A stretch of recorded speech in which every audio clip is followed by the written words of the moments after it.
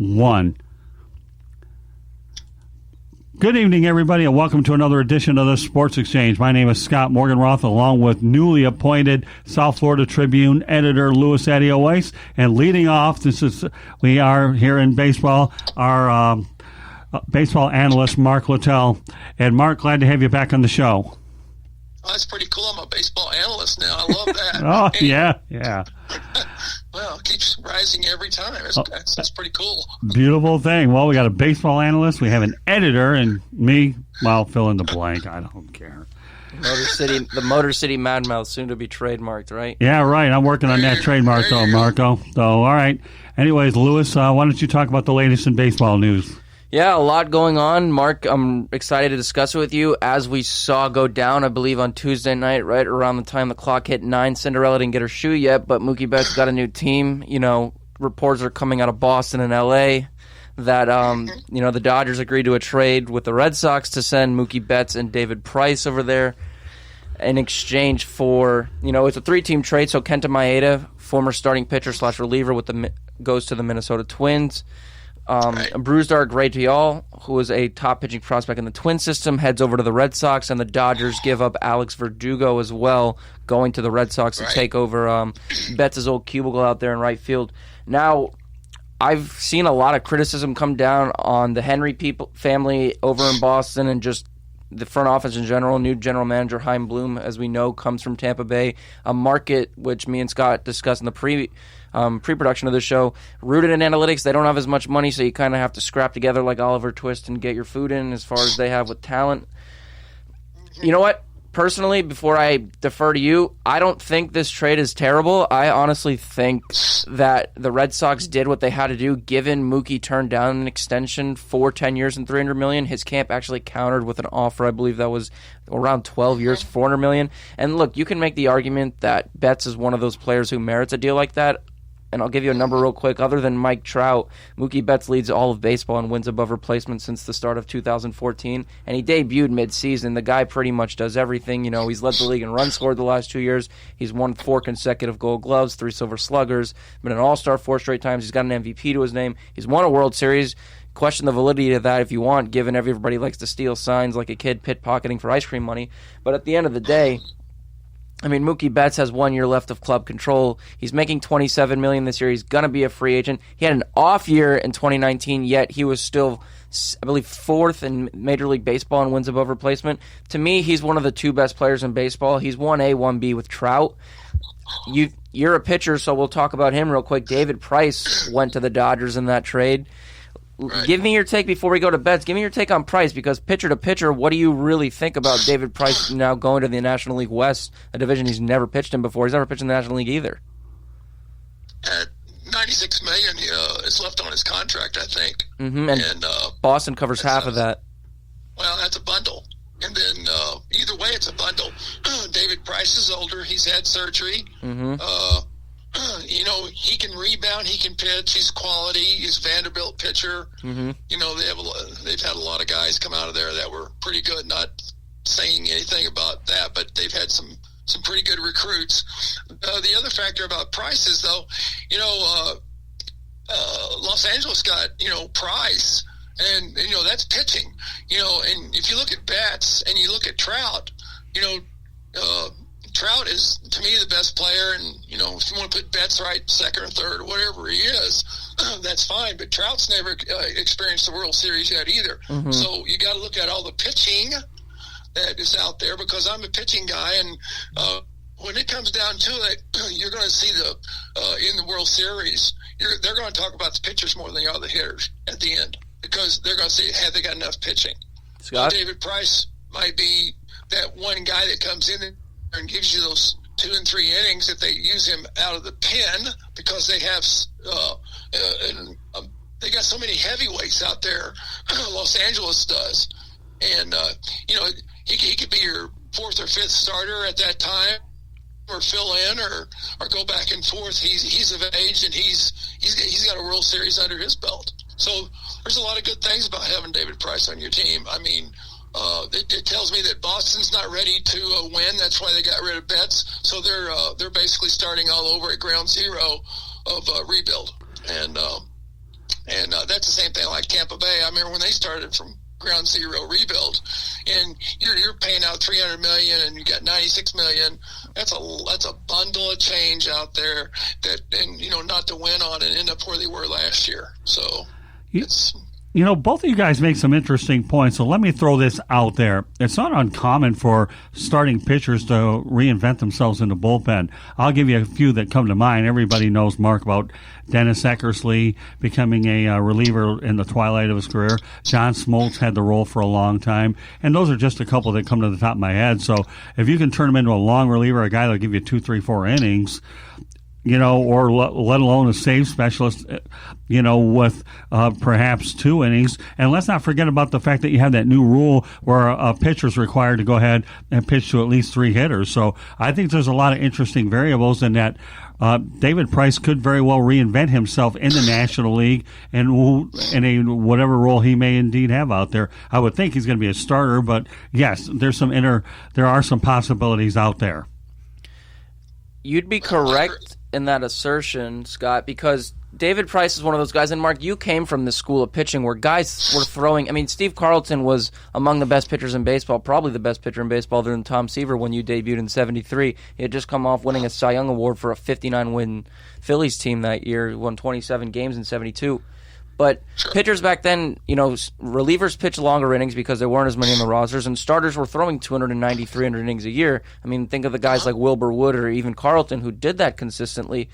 Price kind of comes from that school of thought, though, because if you really look at the back of his baseball card, almost every year that he was a full-time starter after 2009, 200 innings, 200 innings, 200 innings. 1 year in 2013 where he's hurt. He's one of those guys, and for him to be making $48 million as far as what the Dodgers are paying him, they're going to expect him to start. But the problem that I have with that, and again, personally, he's going to have to be in that rotation. You look at their projected rotation now, and you have Kershaw, Price, Buehler, Wood, Urias. If you notice a theme with that rotation, there's 4 left-handed pitchers in that rotation. And Mark, I want to get your take on this. I want a rotation where at least I have, if I have 5 guys in there, I have maybe 3 righties, 2 lefties, or vice versa, because you need to split that up to go into a 3-game series. And say you go in with your 4-5-1, and you're going to face Wood, Urias, and Kershaw, 3 straight lefties. That doesn't do much for you. However, on paper, those are 5 amazing. I mean, you have 1 Hall of Famer bona fide there in Kershaw, a guy in Buehler who, if he keeps going at the rate he is, could merit that discussion. Price has had a pretty great career to this point. He's won a Cy Young Award. But, you have the torn UCL and David Price you're worried about. He hasn't thrown 200 innings since 2016. Kershaw hasn't eclipsed 200 innings since 2015. Both years those guys did that. Those were career highs. And after that, it's kind of been a steep decline of injuries, though both of them have still pitched relatively well when they're on the field. Point here is, though, you have a great team on paper. And, Betts makes them even better, too, although they have a million outfielders. But there's another trade that they made right after this that we'll get to in a second.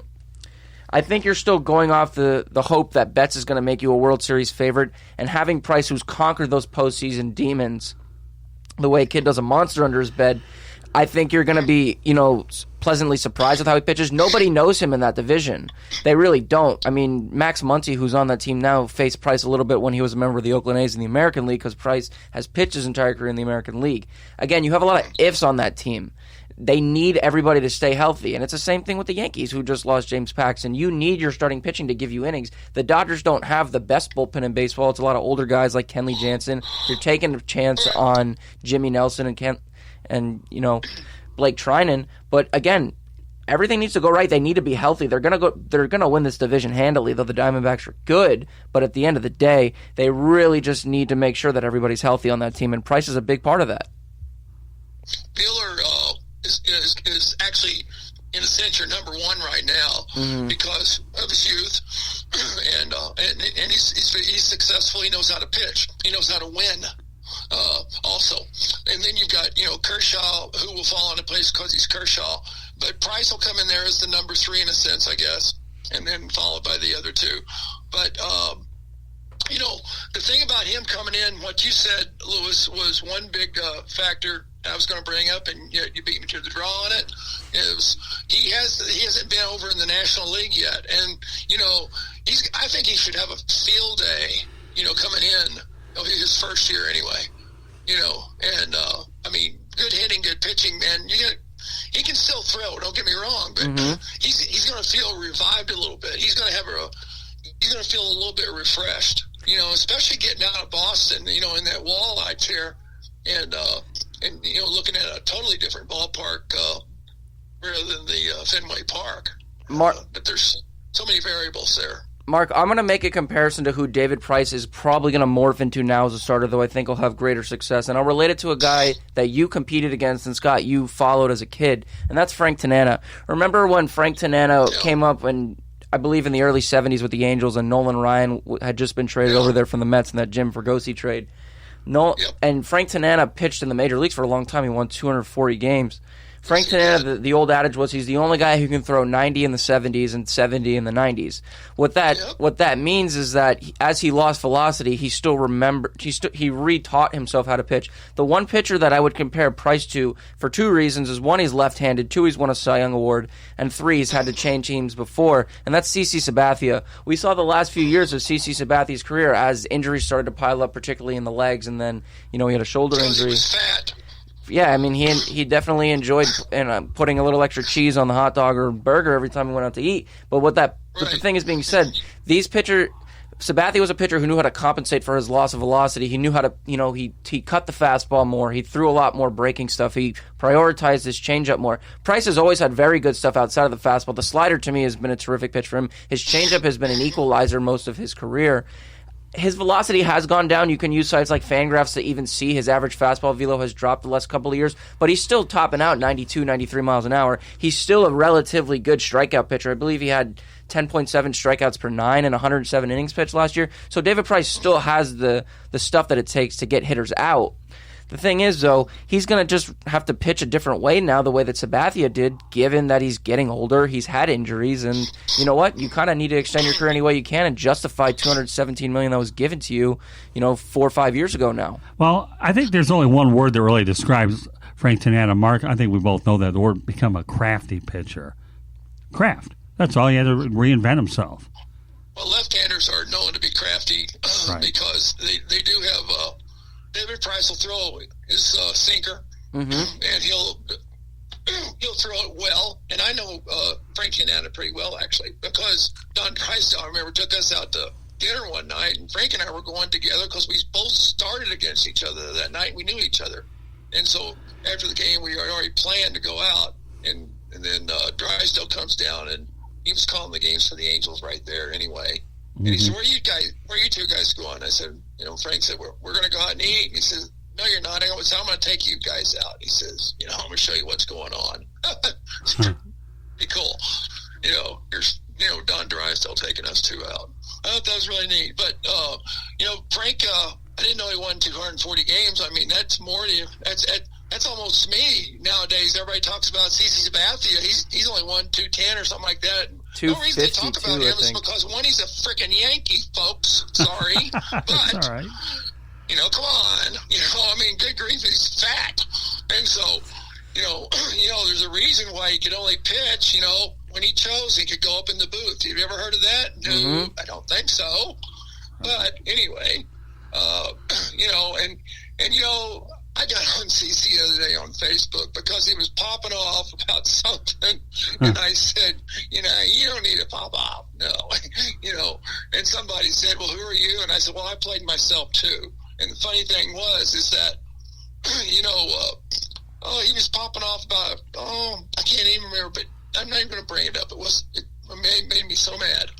He should worry about, his thoughts, because if he wants to be a radio personality and ESPN and things like that, you can't just go out there spurting stuff off. Right. And, he was talking about the Yankees should have those the trophies instead of Houston, and then Los Angeles won them. And I said, well, heck, before you know it, the Royals have won them. Good grief. I couldn't believe it. Because you can't have that if you're a national broadcaster. You can't say things like that. Mm-hmm. So, beside the point. Anyway, David Price is going to be fine, and then Betts, he's going to be fine. He's for him too. It's just though that you've got one. Everybody talks about the hitters. It's really about the pitching, but yeah, Betts is going to do just fine. He'll rebound a little bit. Trout's going to do what he's supposed to do. He's over on the other side right there. Mm-hmm. The other guy, the Twins came out to me with a B rating. To me, you look at a C rating for Boston, and then you got about an A or A plus rating for the Dodgers, the way they came out in the trade. Well, remember the Dodgers won 108 games last year and haven't won since 1988. Do you think the word desperation is part of the whole thing? And I'll say one thing about Fenway Park. Nobody knows it better than you. Is it's a bandbox, for crying out loud. You can launch missiles, and you go to that short right field fence. What do they call it? The pesky pole. Mm-hmm. So you get a lot of cheap home runs there. Everybody beats up on Coors Field, but what about Fenway Park over the years being a hitter's ballpark? But yeah, I think, you go to a real ballpark like Dodger Stadium, and then numbers go in more line. But I think you both are right. David Price is going to the National League, which is known for a pitcher's league anyhow. And, he's going to have some good players around him, and it's a change of scenery, for crying out loud, above and beyond anything else. And I know, Mark, you probably know, Boston's not an easy place to play anyways. The media, the fans, and just overall in general. Well, I've always liked playing in Boston, to tell you the truth, for some reason. But it's the very first place I ever got a standing ovation. Now, you're not going to get that in Yankee Stadium. Mm-hmm. But I did get it in Boston for some reason. I was real surprised. But those people right there, they're up close and personal. It's almost like you can touch the wall out there, the monster and the green monster. And all of a sudden, these fans, they're right there, and you turn around, they're right on top of you as well. So it's a small ballpark. It's quaint. I like pitching there the whole time. And, kind of reminded me of home in a sense because of the old ballparks you have that you grew up with. Right. Well, I grew up with Tiger Stadium, so that was a pretty good ballpark in its own right. Yes, it was. Yeah, yes, it was. Well, I brought it up. How did you like pitching in Tiger Stadium? I had fun there. I liked it okay. Yeah, sure did.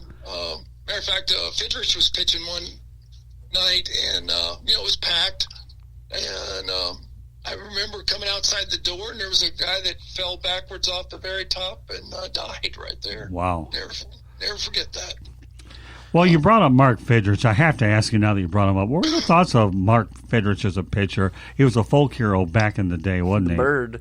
Yeah. Oh, he's great. He threw a little sinker up there. He pitched. He really pitched. David Price is the pitcher. And, everybody talks about velo and stuff like that. I mean, yeah, he's got good stuff, but he also knows how to pitch. Mm-hmm.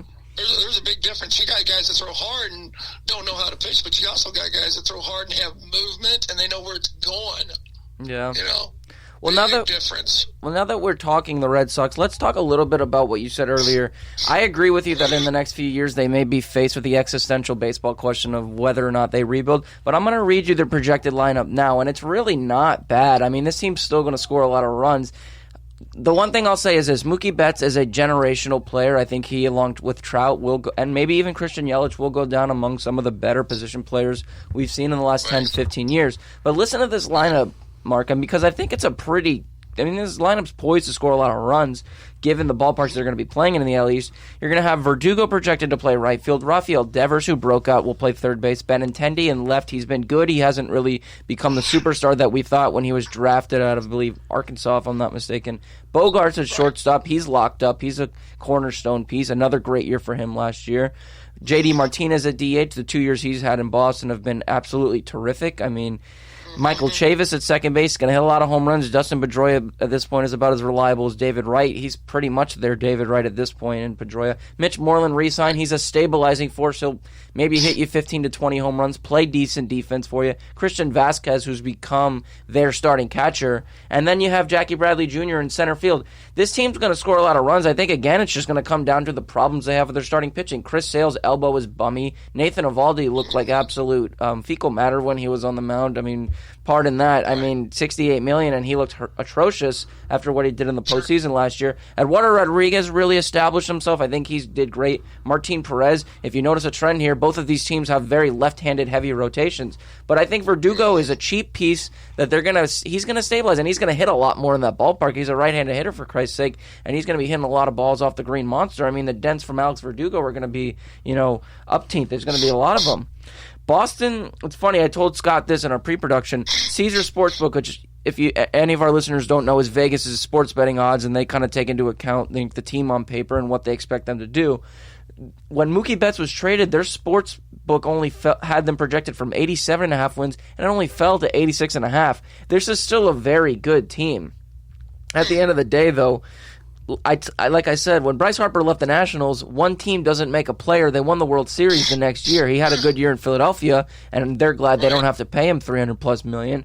But at the end of the day, you can still get pieces for how much one player may cost and disperse it. That's what they did in 2013 when they signed Johnny Gomes, Koji Uehara, and all of those guys that came on that team.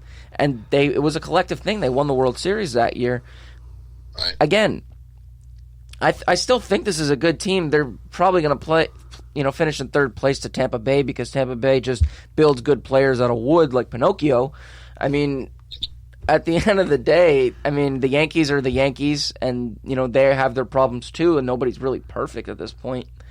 This is still a very credible Major League team. They shouldn't be upset. They got the most they could for Betts. You have to look down in the system, the minor league system, also to see what they really have down there. Because if you look at how much they've been hurt with certain trades, some of these organizations have been hurt with their minor league systems. And then there's still Arredondo out there. See, Arenado, yeah, to trade, and to trade and or whatever. But he, I'm sure they're going to try to get rid of him before the season starts because I don't think the fans are going to warm up to him too well at all. Yeah, and then somebody. I look at the Cardinals because I'm around them a little bit more, but they're short. Right now, and they need a center fielder, but they're very money conscious, and they've done quite well. I mean, that general manager does a pretty darn good job, very competitive from year to year. Mm-hmm. Over there, he's steady. Yeah, Schultz has done a fantastic job. Totally understood. Now, we're going to get to one more trade. I believe we have about 8 to 10 minutes left. And literally minutes after Mookie Betts was announced that this trade would be happening, Jeff Passan of ESPN, of course, reporting that. Jock Peterson, another outfielder in the Dodgers, very cluttered outfield. I mean, you talk about, finding 80 guys for 3 spots, and that's pretty much what it's been. Jock Peterson was traded to the Angels in exchange for Luis Rengifo and 2 prospects, those of which haven't been named yet. But in that trade, Andy Page is an 18-year-old outfielder who had a monster season in rookie ball in the Pioneer League in Single A at the age of 18, was in that deal, and Ross Stribling. Now, I'm going to ask you this, Mark. Again, we're going to stay on the subject of pitching because I think I like talking pitching more with you than anything because that's what you did. The Angels have had a phenomenal offseason, in my opinion. Tony La Russa comes into that front office. Joe Madden and Mickey Callaway come in to the coaching staff. Madden, of course, managing. Callaway, the pitching coach, the role that we've discussed before, I believe he's best suited for. And then they make some very sneaky good starting pitching moves. Julio Teheran, a 1-year, $9 million deal. He projects to be their opening day starter. Andrew Heaney, who is a holdover, former Miami Marlin, and then now with the Angels after a few years. Dylan Bundy from the Baltimore Orioles, who I think will pitch better given he's going from a boombox in Baltimore to a very pitchers-friendly park in Anaheim. Then you have Ross Stripling, who a 3.36 ERA since the start of 2017, and that's starting and relieving. And that's over 287 innings pitched. That's a pretty good sample size of time. And then you have Griffin Canning, their top pitching prospect. And Shohei Ohtani is going to be a DH too, but he can throw 100 miles an hour. And we saw at times in 2018 that guy can really light it up. He won Rookie of the Year that year. The Angels have a pretty good team on the field, and I think Peterson. The good thing that works for Peterson is this: in an era of platooning, and I want your take on this as well. He hits righties better than he does lefties. I have the numbers here. He's a career 188 hitter against lefties. So, simply put, he really couldn't hit water falling off a boat if a left-handed pitcher was on the mound. But against righties last year, he slugged .571. All of his 36 home runs came against righties. They have a guy in Joe Adell who they expect to play right field for them at some point in 2020. He's probably going to get 200 to 300 at-bats. But Peterson is a nice holdover option. He's a free agent at the end of the year. He's only expected to make between $7 and $8 million in arbitration. His hearing is today, which is why that trade wasn't formally announced. Right. But you know what? Give me your take on that. Personally, I love the move for the Angels. I think they've made a lot of smart, under-the-radar moves that will make them a lot more competitive in the AL West in 2020. Well, every year they always make smart moves, but they always end up in about third. Mm-hmm. But this year it should be different.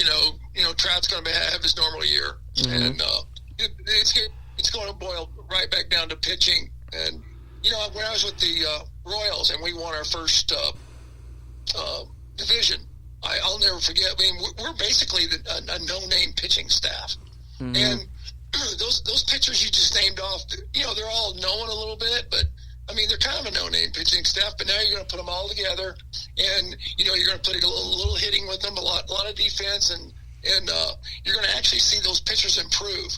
Yeah. From this team, those pitchers are going to improve. There's no doubt about it. Yeah, and you raise a very good point. I'm glad you say this, and you can attest to this too, Scott. Defense wins championships no matter what sport you play. Jock Peterson played all three outfield positions last year, and he was worth 11 defensive runs saved, which means 11 more runs the Dodgers could have given up, but his defense facilitated in that. Trout had a weird defensive year last year. It wasn't terrible, but he was slightly below average by metrics, -1 defensive run saved. But then when you throw him in with Andrelton Simmons, who is maybe the greatest defensive shortstop since Ozzie Smith and Kyle Ripken, and then you put, at third base, you have Anthony Rendon, who's a really good defender, a big bat that I didn't even mention they added to that lineup, 7 years, $245 million. And then you look at David Fletcher, who's going to move around the field for you, a good defender at multiple positions as well. Like I said, this is a very intriguing team, and the AL West is always a fascinating division to me. Rangers moving into a new ballpark. The A's are going to find a way, like the Rays, to make it work. Billy Beane's in that front office, so you can expect some miracle to happen. And then, obviously the Astros, even despite the fact that they like to steal signs, they're still, on paper, one of the best teams in baseball, and they're going to probably win that division, but you can't tell me today that the Angels aren't at least a contender for the American League wild card. Well, big time, yeah. Yeah, I mean, all I can say about the thing is Mickey Callaway's a fine pitching coach. Joe Maddon's a heck of a manager. Don't lose sight of the fact that Garrett Cole, though, has a different area code. So, they're going to have to rely on Justin Verlander and a few other guys in that rotation in Houston. And they've got a bullseye in their chest, too, because now they don't look at them too kindly. Mark, the question I'm kind of curious about is this, and you were dancing around it in my head a little bit, and that's this. Major League Baseball is going to have 26-man roster, 13 pitchers, and 13 position players all told. What are your thoughts about that implementation, Mark? Well, it's hard to say because you got 13 pitchers. Anytime you got 13 pitchers, that's great. But you're going to have more moves by the manager being made. They've talked about the DH coming over to the National League. You might as well just include that anyway with the 13 men already. Right. So I'm not real fond of the DH, but I mean, I like the manager to make the extra move because that's managing in the American League. I've even talked to Whitey about it. He said American League's easy, and National League, you got actually play chess. So I mean, you can. We went with 9 pitchers in the American League when we won it in '76, and for 1 month, Whitey pulled us into the office. Because he wanted some hitters, and he said, "Can you guys make this? Because I think you can." He's doing a sell job on us. I mean, we knew we could anyway, and we did it. So we made it with 9 pitchers. We didn't make it. Then you actually need one more pitcher in the National League, which you need at least 11, and for sure maybe sometimes 12 over in the National League because they do make those extra moves, and then but 13 pitchers, geez, they ought to be jumping for joy with that. I mean, good grief. So then with that said, what are your thoughts about the 3-batter minimum? Well, I don't know. We're just going to have to see it play out. Yeah. I think a lot of this is just play out. The other thing is when they stick that computer behind the plate, you're going to have to really see, are these guys going to throw the strike or, they're going to try to go outside the zone and, it's ball. Right. Too bad you're going to have to throw it through the zone. They're going to have to hit the shit out of it. So, good grief, and that machine, that computer's not going to lie.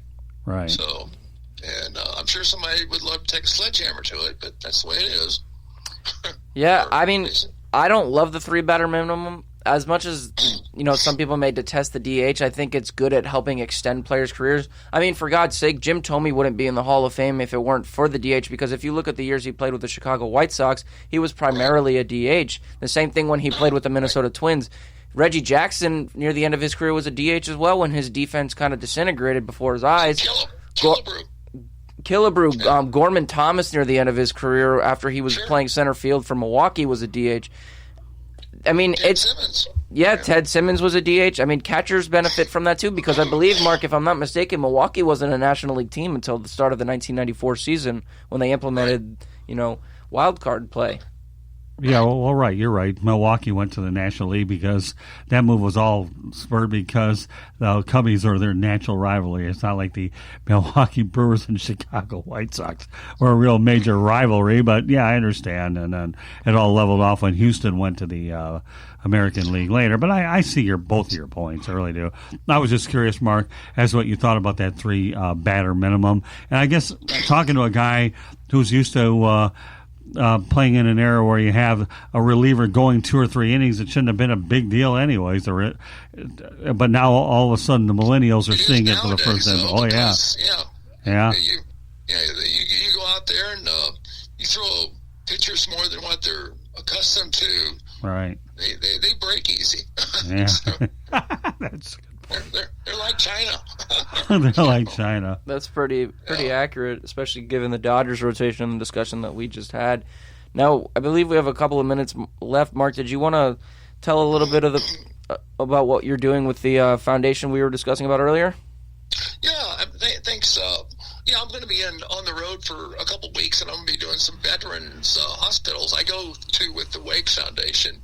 And Lewis, thanks for giving to the Wake Foundation on my birthday. Actually, I really appreciate that. Of course. And we did meet our goal, my goal rather, and many times over. I asked for 500, I got 900, and then the Wake Foundation is really helping out there, helping the VA, the veterans, and he does a lot, and they do a lot with the Well, one of my things is I get to go around and meet these guys and listen to them talk, and if they want to talk to me, and they most certainly normally do.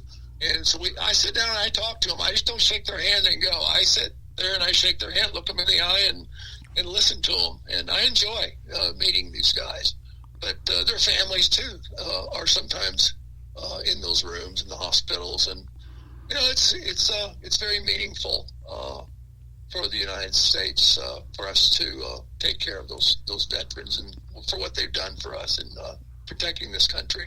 But no, thanks for that time on that. Appreciate it. Well, Mark, I enjoy seeing your posts on Facebook and how you are able.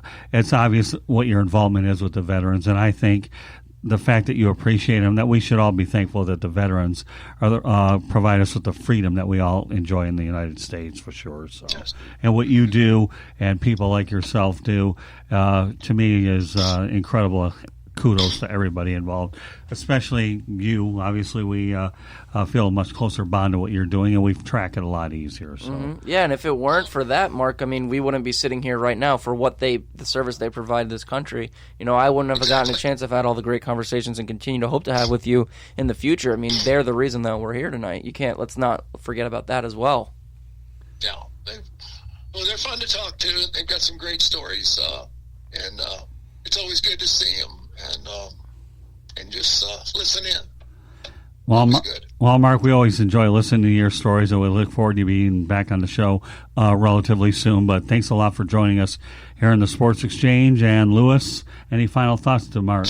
No, always a pleasure, Mark. Hope to speak to you again soon, and can't wait to get baseball season started. I'm not sure where your head is on that, but I have February 12th imaginarily circled on my calendar because that's when most pitchers and catchers report. And the sound of the baseball hitting the leather or hitting the wooden bat is something that I yearn for when I'm watching first downs and hoops for the remainder of the year. Yeah, Mark, would you expect it any other way with this guy? Why, heck no. He's got it all down. There you go. He's got it all mapped down. I just sit back and listen and say, well, I didn't know that. My doggone it. I know. I'm going to have to get on the whip here. Yeah, I enjoy taking having a front seat with the two of you, and I enjoy chiming in where necessary. But, it's fun, and I'm glad that we can continue to keep the cohesiveness and the synergy going. And, again, we look forward to having you on the show real soon, Mark. But thanks for being on tonight. We appreciate you very much. Sounds good. Have a good one, guys. Thank you very much, Mark. Take care. Good night. Okay, so what's your take on what Mark had to say. I know we covered a lot of areas. I'm going to throw this one your direction, okay? We touched on it just a little bit. Mark Fidrich, what little you do or don't know about him. For me, living in the Detroit area, Lewis, watching a guy put 45 to 50,000 people in Tiger Stadium, getting on the All-Star team, being a starting pitcher, and yet he broke down way too early, had a lot of complete games. It's still, what were your thoughts about Mark Fidrich talking to the ball first before you get into any more numbers? Well, yeah, I mean, baseball has its characters, whether, that's the fact that Wade Boggs ate a bunch of chicken and probably drank 100,000 beers on a cross-country flight, or maybe the fact that, Fidrich talked to the ball a lot, or just a couple of, there's Larry Walker, his number 33 being kind of symbolic with his entire career. Superstition, I think, is something that's a part of the game. When he would give up hits with the ball, and I know a little bit about Fidrich. I know he's actually a Massachusetts guy. Funny we're talking about the Red Sox. I mean, unfortunate the way that he had to pass away so young back in 2009. Right. But for the 2 years that he was really, on 76, 77 with Detroit, he kind of energized that team, and he was there for the start of Alan Trammell and Lou Whitaker. So he saw that. I mean, Fidrich's 1976 season, I believe it was a Sunday night baseball game with he was facing the Yankees, and he threw a 2-1 complete game. Was it Sunday night, or was it a Monday night game? It may have been. Again, it was a primetime game. It was definitely a primetime game. I believe they used to have a baseball night in America in the 70s, and you couldn't really watch baseball as much. Right.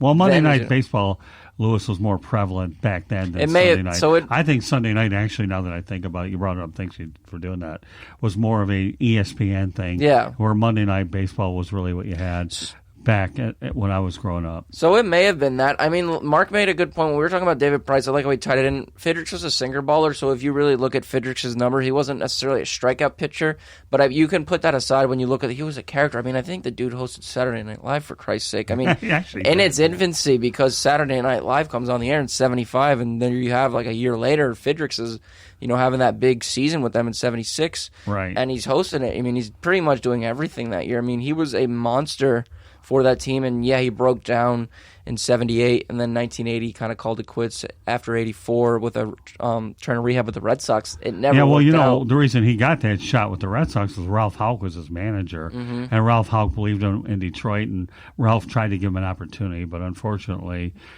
back then, a young pitcher that broke down, he ended up having arm issues and knee injuries and so forth, and it was just a shame because you know what, baseball can use pitchers or players, I should say, Lewis, like Mark Fidrich, and I don't care about that's what the sport needs. You don't have a real guy that can market the sport, then you had it with a folk hero like Mark Fidrich. Yeah, he was a super blue collar. I mean, he came from Massachusetts. He kind of spoke very improper, but he was just so good at what he did for that short amount of time. I mean, he's kind of like Herb Score. Herb Score had a very great career prior to getting hit in the face by a Gil McDougall line drive in the late 50s, and his career was never the same. I mean, Fidrich kind of just had to hang it up after that, and there was nothing really that he could have done. But, I mean, sometimes some of the brightest stars don't shine for that long, and I guess he was one of them. Well, it's one of those situations where you didn't have pitch counts back then either, and he broke down. I mean, now that we have all the science of how you throw the ball and a lot of the idiosyncrasies that we have now, technology-wise, would that have saved Fidrich? Who knows? We'll never know. It's a hypothetical. Is all it really is, Lewis, is a hypothetical. Yeah, I mean, and speaking to that, Nolan Ryan made a really good point a few years ago, and pretty much, and it's weird. I mean, I think Nolan Ryan's a surefire Hall of Famer, but I can make the case a little overrated. Sorry if I stir a few pots there, but Nolan Ryan said this: it's kind of crazy that with the advancements in medical technology and just all the additional technology that we have, cameras and all this, things that they didn't really have when he debuted in 1966. The fact that the prevalence of arm injuries and just injuries to pitchers has risen so much, and I believe the first time I was ever on air with you, I made this point to Mark that pitchers in 2017 missed 90,000 days with arm injuries. It's something that's prevalent. Tommy John surgeries galore. It is weird. I mean, Nolan Ryan makes a good point. Why is it that with all of these advancements, we're still having pitchers break down? It's like we as humans are inherently doing something wrong that's leading to this happening, or just people. Well, my question has always been: is there too much weightlifting involved, and does the body have a chance to recover as much? I mean, again, that's just a question. I'm not a doctor or medical person to be able to fully comment on the extent of Yeah. that. But our guys are. So I'm going to throw that question at you, okay? And that's this, okay? Do you think that guys are overexerting themselves in the weight room? Because back then they had a different conditioning routine. I'll be brief with it because I know our next guest is set to come on soon. But Noah Syndergaard was one guy who was very big into bodybuilding and powerlifting, and he was a very, very strong. I mean, the guy was deadlifting 500 pounds, squatting 5 plates, and as we saw, he was pitching at a high level, but he was, very injury prone. I mean, it kind of cost him last year. Last year was the worst season of his career, and the year before that, he pitched less than 60 innings. Right. So, I mean, weightlifting has its benefits and its detractors. I mean, really though, like if you want to use it in a case study, Pedro Martinez wasn't necessarily big in the weight room, but he broke down too after 2004. He was never really that same pitcher again for a full season. So, I mean, you can attribute it to that, but I think it's a bevy of factors that really influence that. I don't necessarily think you can pinpoint it down to one particular thing. Maybe you want to pinpoint it to just the way that coaches are working with players nowadays, young players, and the way that these guys aren't really kids are playing 100 games a year at the age of 13, 14. That's not healthy. I mean, when I grew up playing baseball, and again, I grew up in the time when this was really happening, I played 20 games a year if I was lucky. Right. And I still experience arm injuries, so maybe it just comes down to coaching at the lower levels. Yeah, I guess there's no rhyme and reason to it, to be honest with you. There really isn't. Again, nowadays, the requirements back then, pitchers are only pitching 7 innings a game, and they have 5 days rest versus back in the day, you had a 4-man rotation versus a 5-man rotation. And it's even getting to a point where sometimes, who knows whether there'll be a trend, whether you're going to have a 6-man rotation. We've seen teams do that before. The Mets did that when they had the likes of Rafael Montero in their rotation a couple of years back because they wanted to preserve the arms of the other guys. But the problem is that most of these pitchers were still throwing in between starts. So in a sense, a 4-man rotation may work. I mean, we saw a couple of years ago, Jim Tracy, who's a very respected major league manager, did this and it's idiotic for the sake of this discussion. He had his pitchers, I believe this was 2011 or 12, 4 innings, 75 pitches. And if you throw more than 75 pitches, you're probably going to pitch less in your next start. I don't think that works, but that was in regards to the altitude in Colorado, and then taking that into account. Jim Tracy, that's a name I haven't heard in a long time. Yeah, well, he was the Colorado Rockies manager, I believe, after Clint Hurdle was fired. Right. And he led them to some success. He was there when Carlos Gonzalez came up. But, no, I mean, you know what? I've never really pondered whether a 4-man rotation would work, because if you really think about it, the guy who starts on, say, Monday and pitches again on Saturday because you may have an off day, you're throwing 2 to 3 days in between that start. So your arm's getting that much more added work, and then it's gonna hurt you when you get into your start. It'll affect you. Some guys respond differently, others don't. Anyway. Yeah, but I mean, it's something that's going to ever evolve. I think you're kind of just getting away from the traditional starting pitcher. We've seen openers come into the game, and that's kind of brought us away from that as well. All right, our next guest is Charlotte Bats CEO Rick Curdy. Welcome back to the Sports Exchange, Rick. Glad to have you with us. Hey, Scott, how are you? I'm doing fine, thanks. Louis Adio Weiss is in the house, the new editor. Hey, Louis, how are you? What's going on, Rick? So, Rick, let's go ahead and talk baseball, Lewis's main sport. What you got?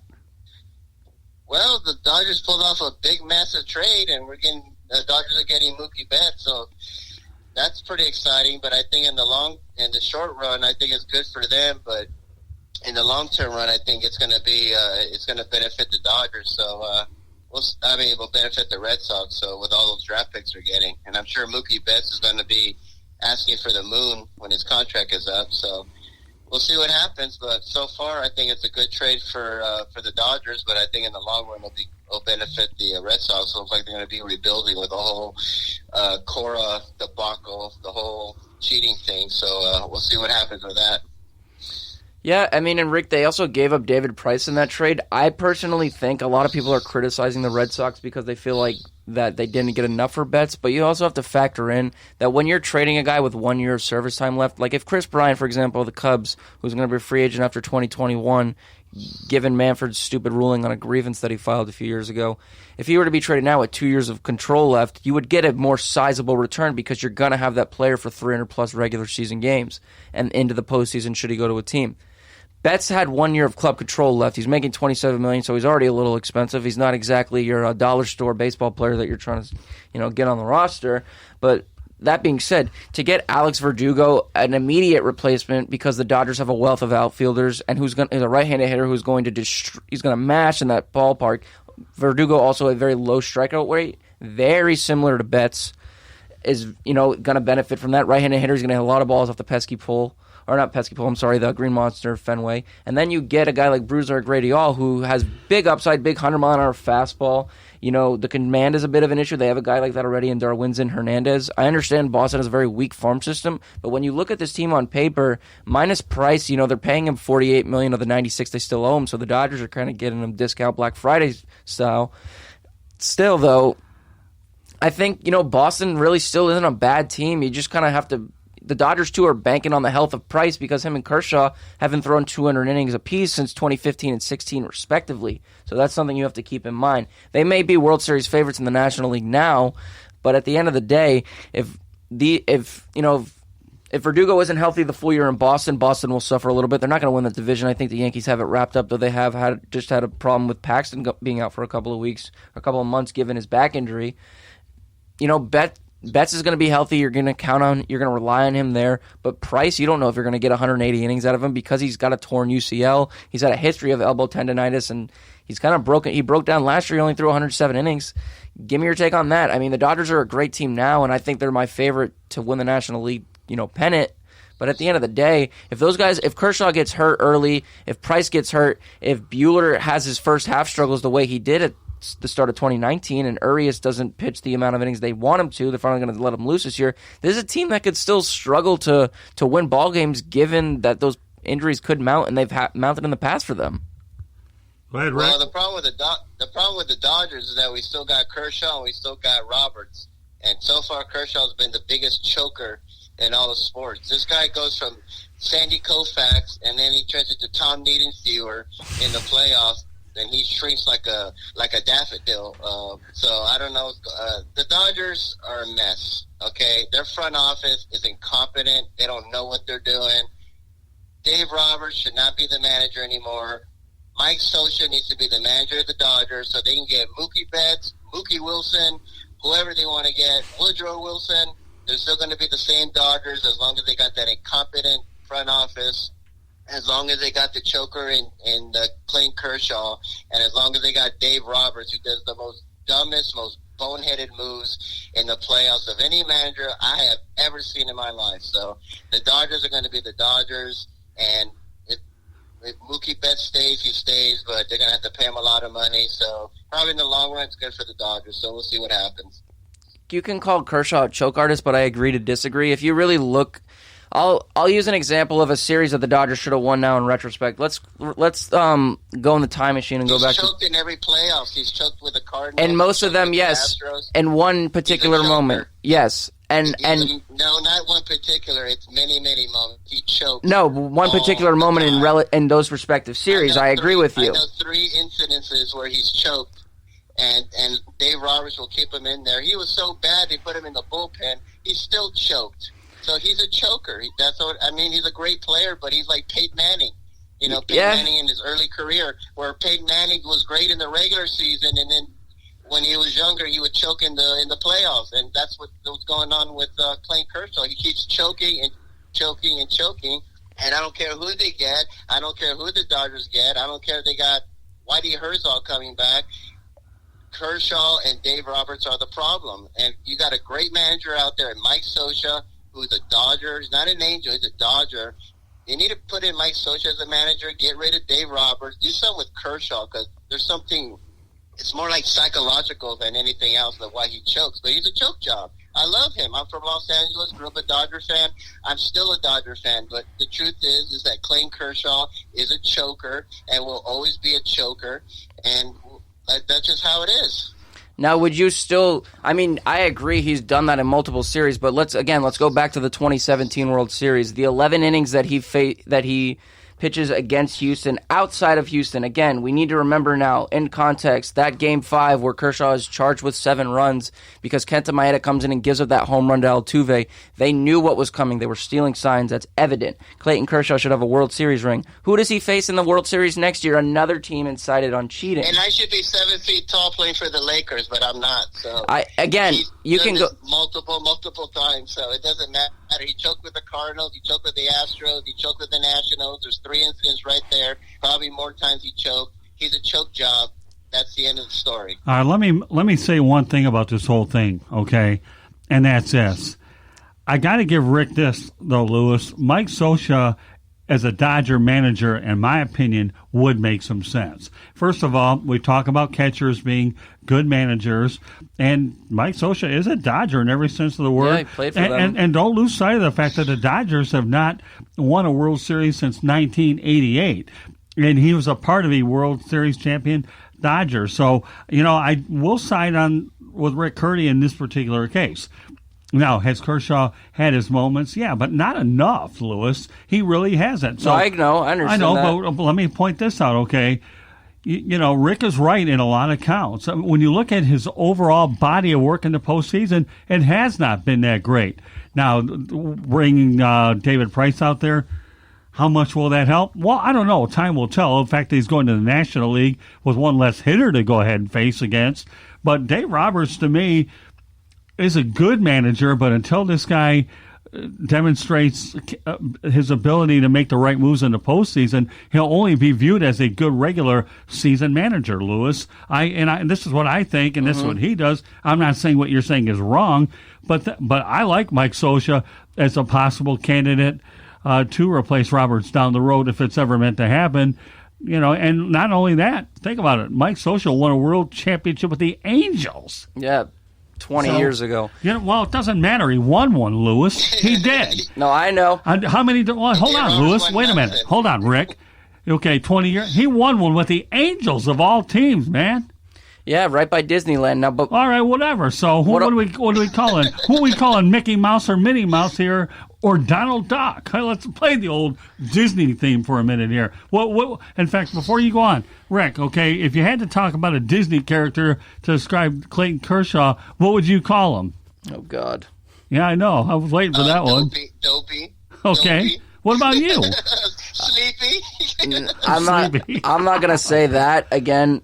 I understand the blow-ups are there. He's, taking the sports writer's hat off, throwing it in the garbage can real quick. As a fan, he's my favorite player. So I've been pretty hurt by every year having to stand in front of the TV with my heart beating quicker than somebody in the ER, like waiting to see if their family member's okay, because it's almost like every year it happens and it frustrates me, but I can look past the last 2 years that it's happened. I think Kershaw's blow-up in 2019 was Dave Roberts' fault 100%. I think Roberts should have been fired after that postseason. One reason why I don't think Scioscia will work, his managing tendencies are inundated. The reason that the Angels let him go is because they had a plan they wanted to implement now, that they're doing now, and it's 15 years, Lewis. Longevity is one thing. Connie Mack was co-owner of the A's for 50 years, but there are years that they won 36, 37 games. Doesn't mean you're necessarily a great manager every year. Again, I don't think Scioscia's run with the Angels or with the Dodgers would be like Brad Ausmus, because the Angels front office, I'm sorry. See, I'm getting the city. Well, I'm not going. Listen. What I'm saying is it will be short-lived, just because Paul Molitor is a legend in Minnesota, though he only played 3 years with the Twins. They fired him. I'm just saying you're going to burn a bridge there. Scioscia's way at looking at the game, while it worked in 2002, and you know what? He handled Barry Bonds as well as he could have in that series.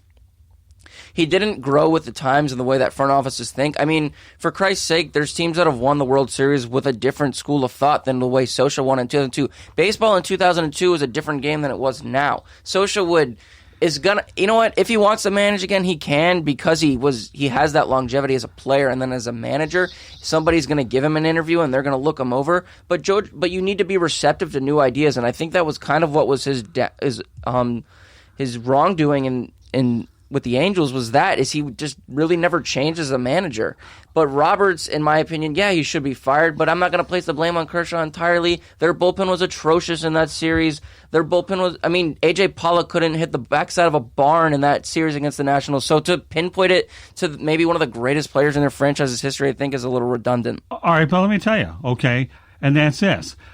If a manager lasts, Lewis, 10 years in one spot, he's doing well. If you hit 15, it's another story. There comes a point in time where you do need a new change of voice, and I think that's what it had come down to with Socha. It doesn't matter whether his times or I don't care about that stuff, okay? He did a great job for that franchise, and don't you ever think about the fact that if you get a second opportunity that you might reevaluate what you've done a little bit.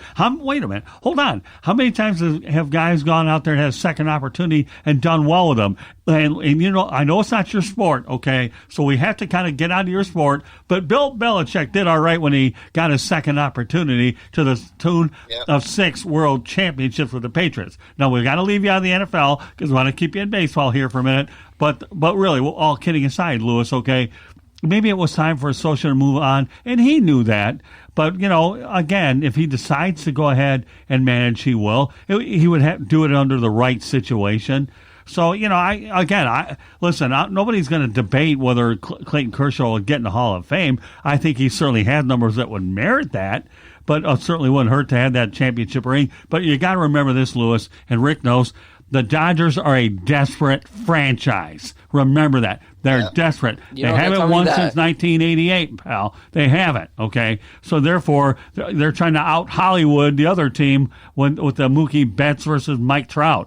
And as my buddy Chris Roberts would say, there isn't enough star power in L.A. to keep it all interesting out there because L.A. is built around stars, right, Rick? Socha sustained winning. He did it. They won really... For most of the 2000s, they were the best team in the American League West. The point here, though, is that, I don't know if that translates over. I'll give you an example. Dusty Baker did well in his 2 seasons as the manager of the Nationals, but they were eliminated in the early rounds of the playoffs. If you look at the Angels after Socha wins that World Series, I'm not really a fan who thinks I win it 1 year, so for the next 10 years I can kind of just have these early playoff exit, maybe even throw in a sub-500 year. I think you want to win every year, and I'm sure that's his objective, but his managing tendencies didn't evolve to the point where he doesn't really deserve to work with a team like the Dodgers because there's too much bobbing, there's too much talking heads there, too much different schools of thought. Okay, that's your opinion, but the one thing I'm going to tell about this is he worked for an owner that was loyal to him in Artie Moreno. Yeah. So therefore, an owner feels indebted to a manager that took him to the promised land. How many owners haven't won a world championship, Lewis? A lot of them that have been around for a long time. So don't tell me that there isn't a dynamic where an owner isn't indebted to his manager. Again, those are things that maybe down the road will keep rekindle this discussion. But I'm not downplaying, neither is Rick, that Clayton Kershaw wouldn't be a Hall of Famer at some point because he's relatively young. You know what I mean? Yeah, 32. He'll be well, 33. He is right now, but I'll tell you what, all it takes is one championship ring to shake it off a little bit. But time will tell. But 108 wins to fall as short as they did, to me, was inexcusable. It really was. 108 wins. 106, 107 wins. Well, whatever. But the point is, it's 21 and a half games. Right. But here's the thing. In the National Hockey League, Lewis, okay, a sport that I know you're very familiar with, just because you win the President's Cup doesn't mean you're guaranteed to win the Stanley Cup. It's like, to me, it's a moral victory to win that many games, but how many President's Cup winners have gone on to win the Stanley Cup? It's not easy to sustain excellence to go from the regular season to the postseason because once you're in a series for a sustained period of time, you make adjustments is what you do versus what you do during the course of a regular season. And you know better than anybody, Lewis, baseball is a marathon, my man. It is. You have to play 180 to 200 games a year. It's a marathon. Go ahead. Rick, 2 years ago, if I asked you what is David Price's postseason reputation without looking at a computer screen, what can you tell me about it? Because all I can tell you is that it looks like a bunch of pig manure because he was one of the worst. Tell me how you really feel. He was one of the worst postseason pitchers, and he still is statistically one of the worst postseason pitchers of all time. Yes, he won a World Series, but again, that's kind of tainted now. The 2 World Series that Kershaw was in, he pitched relatively well in most of those games. The one blow-up that he has in Houston, and again, I'll defend Clayton Kershaw until the day I die. Obviously. They were stealing. They were at home and stealing signs. The other 2 games, Rick, at Dodger Stadium that he pitched in that World Series, 11 innings, 15 strikeouts, 1 earned run. So, you know what? He was in the wrong place at the wrong time. St. Louis, he has the one bad game in 2013 in Game 6 of that championship series. 2014, Don Mattingly has Hanley Ramirez playing shortstop. Well, I don't understand why that's happening. He's one of the worst defenders at that position ever. Bobbles a ball, a second baseman can't get to a ball after that, and then, he hangs a curveball to Matt Adams, whatever. But the overall lines in most of those games aren't terrible. It's just, you know what? I think if ifs and buts were candies and nuts, we'd all have a wonderful Christmas. If you're a great player, you make adjustments to it, and you forget the excuses of what Mattingly and all this stuff do. You do a good job. Sure, I mean, people that won championships with way, way less that won championships. Yeah, So, I mean, the 1960 Pirates. A mess right now, and now they got another choker in David Price. But now they got the 2 choke jobs in LA, and they got another choker with Dave Roberts who makes boneheaded moves. And I'm telling you, they can get whoever they want. Winning 108 games and winning division by 21 and a half, which is a record, and you lose in the first round was the biggest choke job in recent Major League Baseball playoff history. That was a disgrace what happened to them, and Dave Roberts should have been fired on the spot. I don't. They got Mike Scioscia available. So, I don't disagree with you about Roberts. And I'm sure that Mike Scioscia's WAR is a little higher than Brad Ausmus's. Yeah, you can't even bring in Brad Ausmus. Come on, now. Lewis, you're a very intelligent guy, but don't bring Brad Ausmus into this That equation, was man. offensive. No, come on, Lewis, really. Give yourself more credit. You can't bring in Brad Ausmus. He was victimized by a lot of bad luck, and following a manager like Scioscia didn't help. But they did make the right hire in Joe Madden, and Mickey Callaway should help the cause with the Angels. But I understand both points of view, and it's really neat to listen to the two of you guys butt heads about the difference between a choke artist versus not a choke artist, because that's what you call energy, and that's what you call different points of views, and I love it. Yeah, look. Well, I'm also upset that people are still bitter about Derek Jeter not getting 100% of the votes. I mean, he got 99 point something, so I mean, he still got in right away. So that's another debate that people are still angry about, and yet Hank Aaron didn't get in 100%, and Babe Ruth didn't get 100%, or Willie Mays. Willie Mays, the greatest all-around baseball player, in my opinion. He didn't get 100%.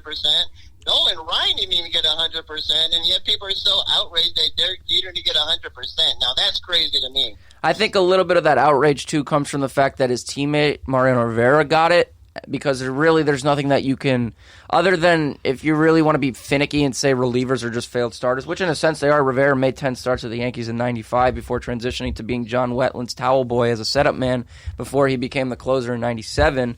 But at the end of the day, I mean, I think a lot of that stems from Rivera's unanimous selection, and then Jeter being one of the core 4 with Pettit, Posada, and Rivera. I mean, throw Barney Williams in there too, but he debuted 4 or 5 years before any of those guys. So I think that's where part of that comes from, and then just the universal respect that Jeter kind of, merited during the entirety of his career is kind of why people feel that way. But at the end of the day, I mean, he's a Hall of Famer regardless. 99.7. Get real. I don't want to hear. I mean, I talk to people. Round up. What about all the racism that he went through when going after a Babe Ruth home run record where he was almost like killed and death threats? And, his family was harassed, and yet this guy don't even get 100%. This guy has over 3,700 hits, and to me, he's still the all-time home run king. So does Scott too. Look at all the years he put in there, and he didn't get 100%, which is baffling to me. Hank Aaron is one of the most greatest baseball players, icons that ever lived. Happy birthday today, by the way.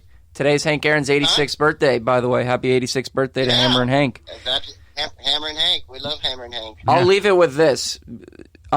If you take away all of Hank Aaron's 755 home runs, he still has 3,016 career hits. So put into context just how great an all-around player Hank Aaron really was. All right, well, you know what, Rick, we got to give Lewis the benefit of the doubt here that he came up with a statistic, okay, like that one to end the segment, okay? Because you know what? This is the one thing that all three of us can probably agree on, and there's no better way to cap that segment than us agreeing on something, because you two definitely have proven what you don't agree on, and I like being the monkey in the middle to watch it all and get a front row seat. So with that said, Rick, thanks for being on the Sports Exchange.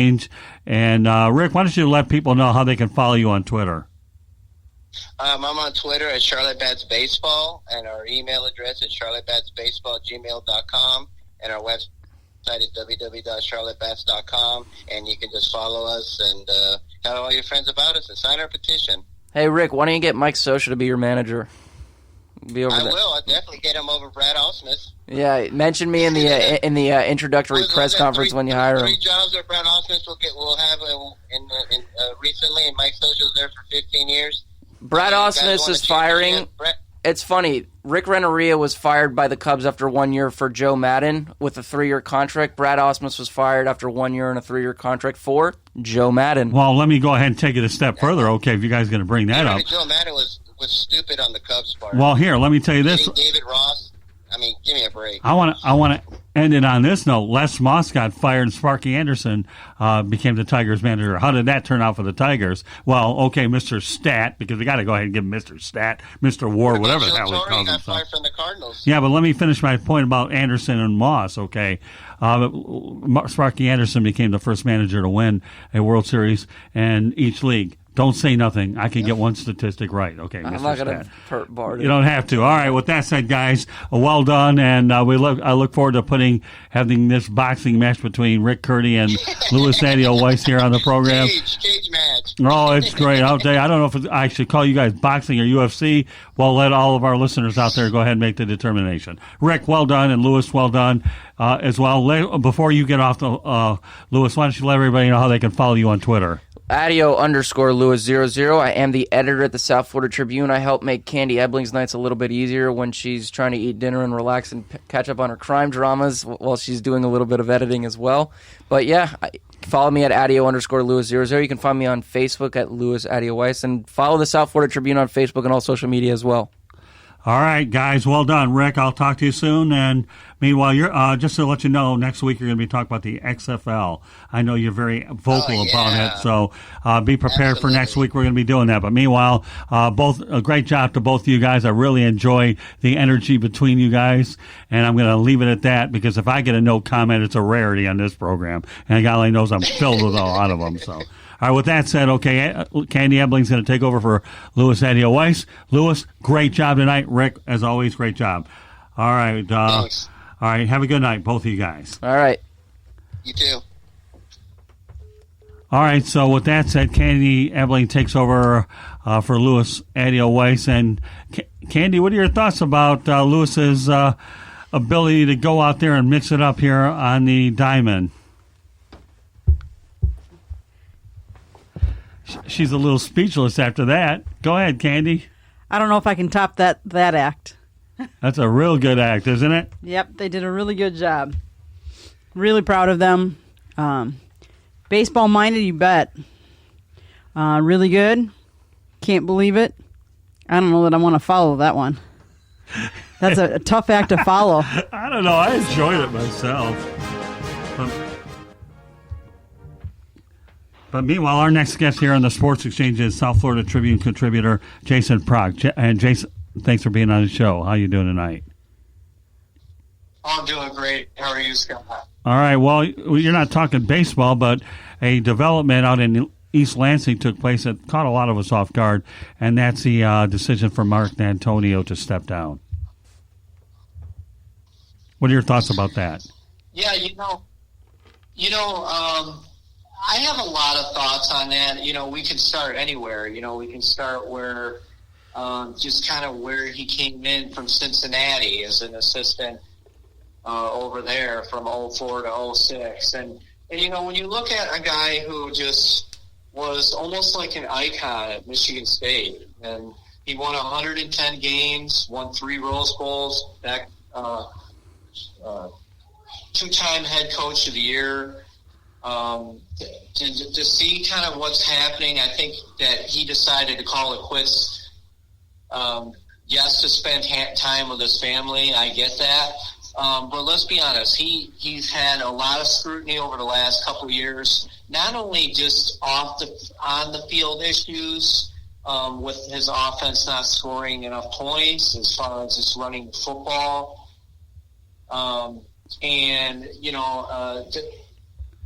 According to ESPN, there's a lot of reports out right now that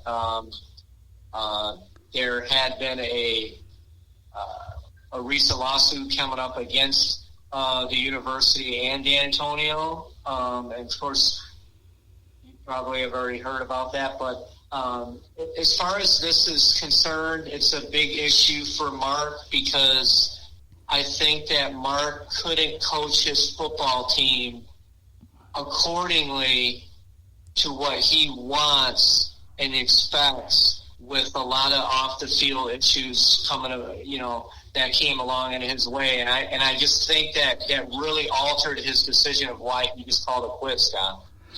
It's interesting how you bring that up, Jason, because I know that for D'Antonio to make a decision to retire that abruptly, there had to be a little bit more to that thing than meets the eye. It really was. I know that the stress got to him a little bit before the season, then they had the average year.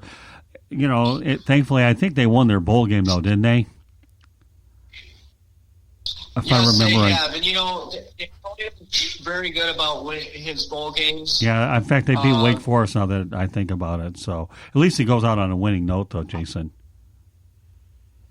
He came out and said, there's no relevance whatsoever from the future fallout that he's been, from his tenure there. And I don't know if I necessarily believe that totally. I just think that, with the former recruiting director, Curtis Blackwell, who was let go 3 years ago as an assistant,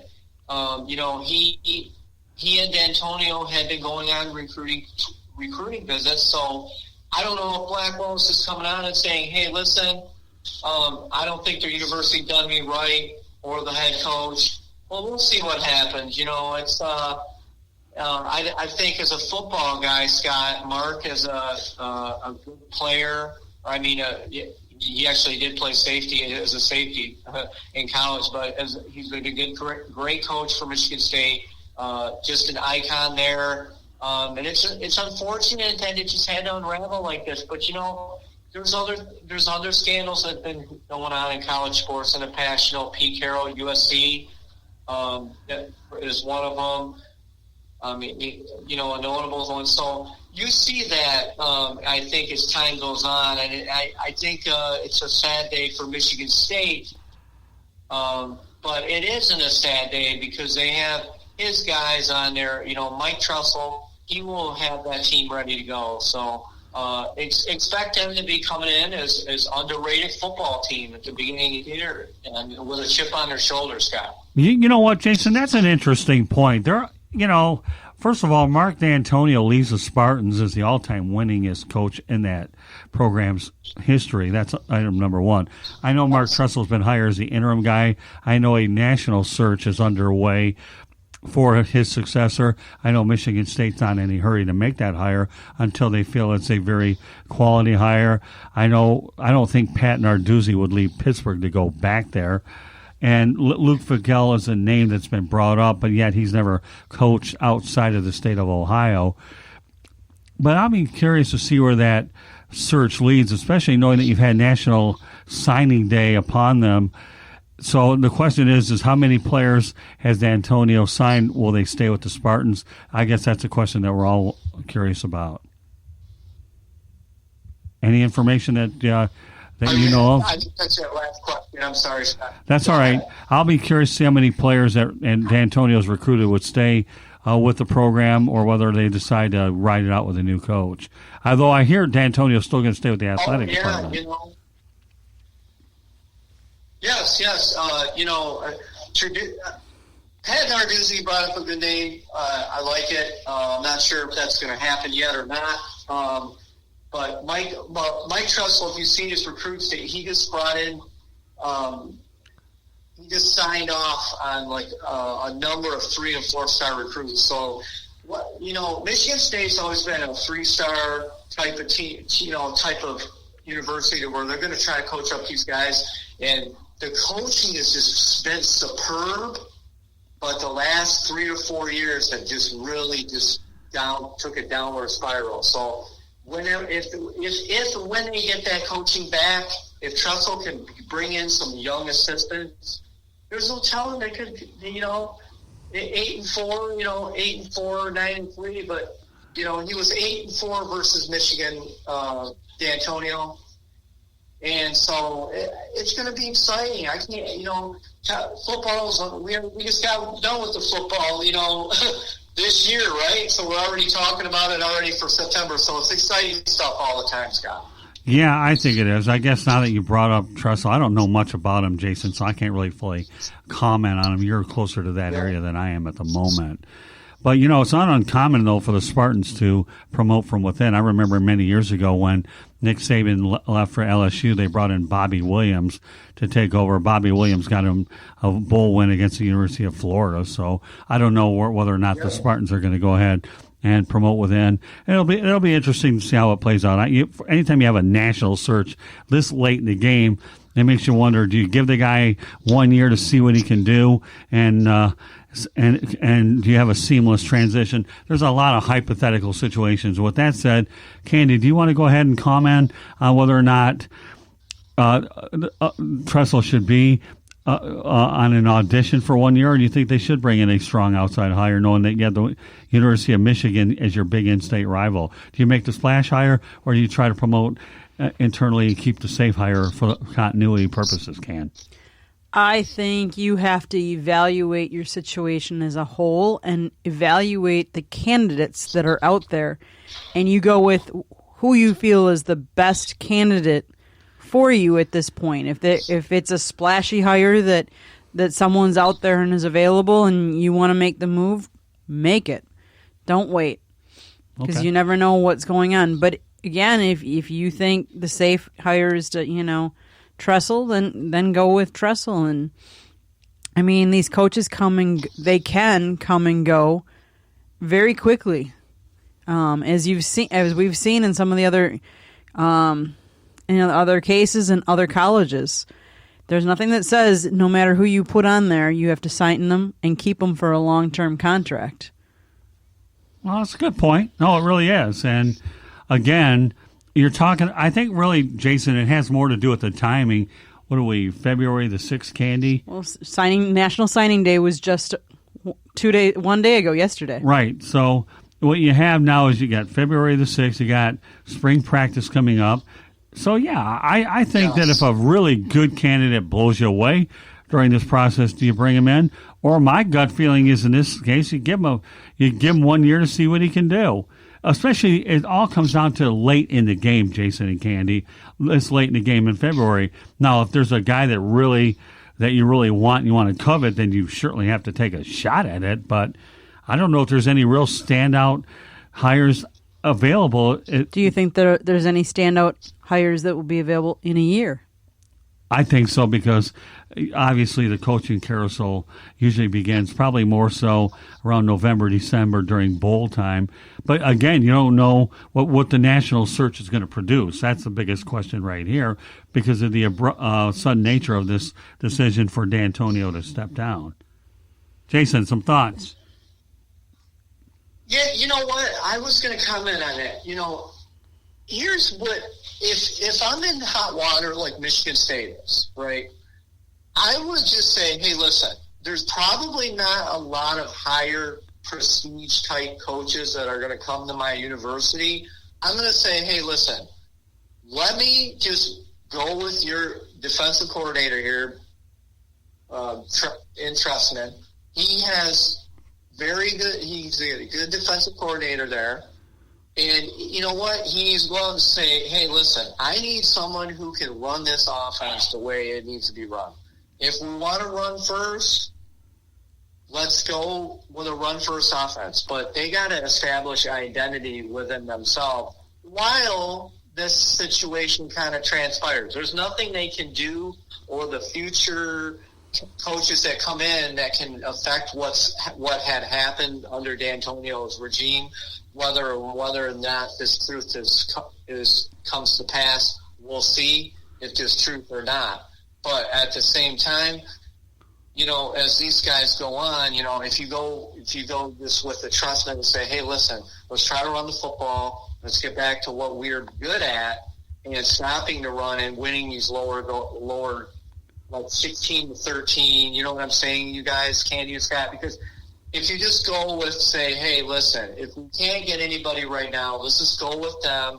Let's try to run the football and try to be the best that we can be that way until something really sparks that team again. And they can, and they have, and you don't go 8-4 versus Michigan every 10 or 12 years for nothing. So that is really, I believe, in my opinion, that's where they should just stick with. Well, that's okay, and that's why I have you on here to try to shed some insight on a current event in the state of Michigan, and that there's the two biggest jobs in the state of Michigan are the Wolverines and the Spartans, and Jim Harbaugh obviously remains at the helm for the Wolverines. The question is do the Spartans go with the internal candidate temporarily? And again, time will tell. We're only, 48 hours into this news, so you obviously have a national search. And again, there's a lot of moving parts. Any of the NFL coaches that got the axe, do you think would take a Michigan State job? You know what, Candy? That's a great question. That's a great question. And you know what, Jason, I'll let you chime in, but thanks. That's a really good one, Candy. Go ahead, Jason. Start off. I would say Candy's got a point there. Yeah. It's going to be really tough. Marvin Lewis coached so many years for the Bengals. He's been out of football.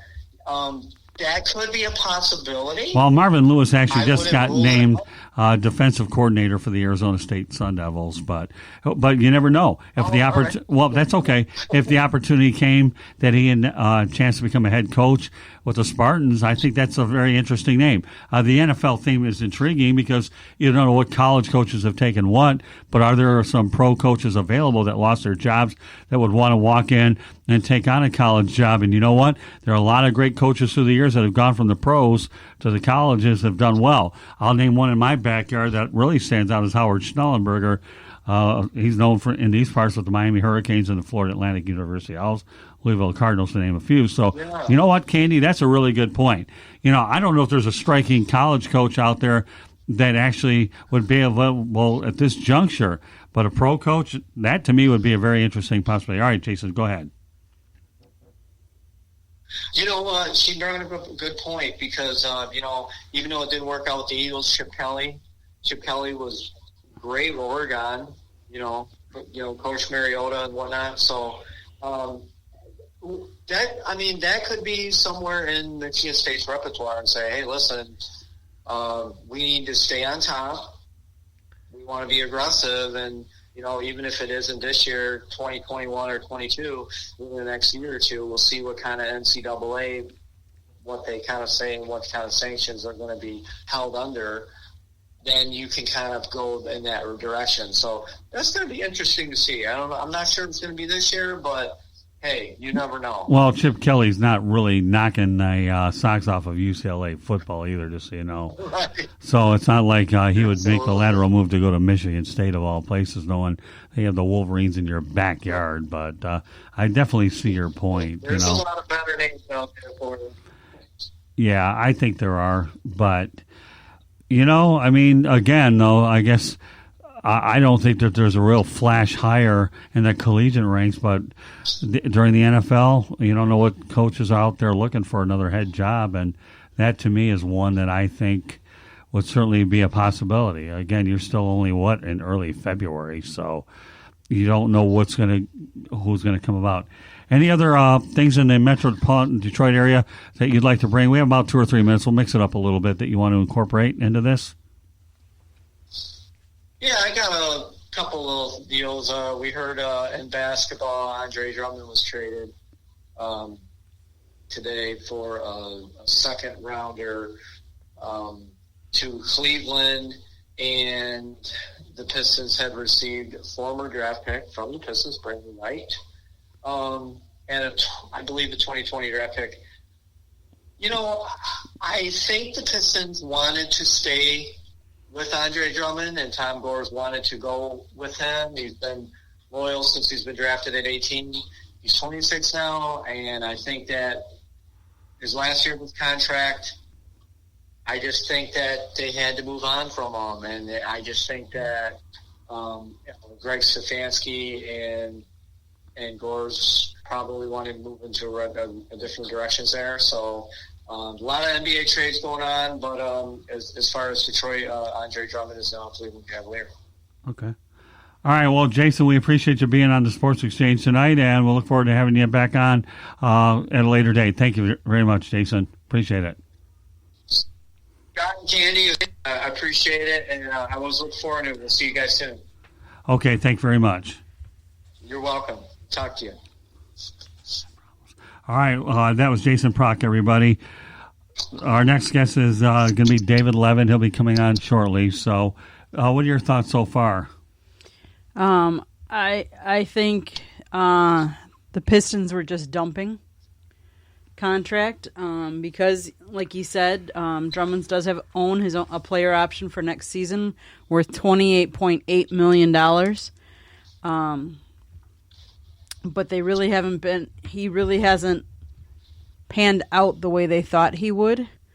Knight and Henson are both on expiring contracts. So the event that Drummond plans to opt in for 2021, the Pistons save themselves a ton of cap space by moving the 26-year-old center. The Pistons have kind of been struggling. Yeah, they've had a tough go around the last few years. I think part of the issue, though, Candy, recently stems from Stan Van Gundy making some bad decisions. The trade for Blake Griffin, a guy that hasn't been able to stay healthy throughout his career, hasn't helped matters any either. So that never helps any team. I don't care what team you are. Injuries always play a factor, and especially if it's your big, your main guys, the guys you count on time in, time out. It just shows how much depth you have or don't have, and the Pistons just don't have a lot of depth. No, they don't. They're again, that organization, when the Davidsons let it go, Tom Gores took over. Sometimes you wonder whether or not change of ownership will become an issue, and it's just too difficult to tell. It really is. So I agree.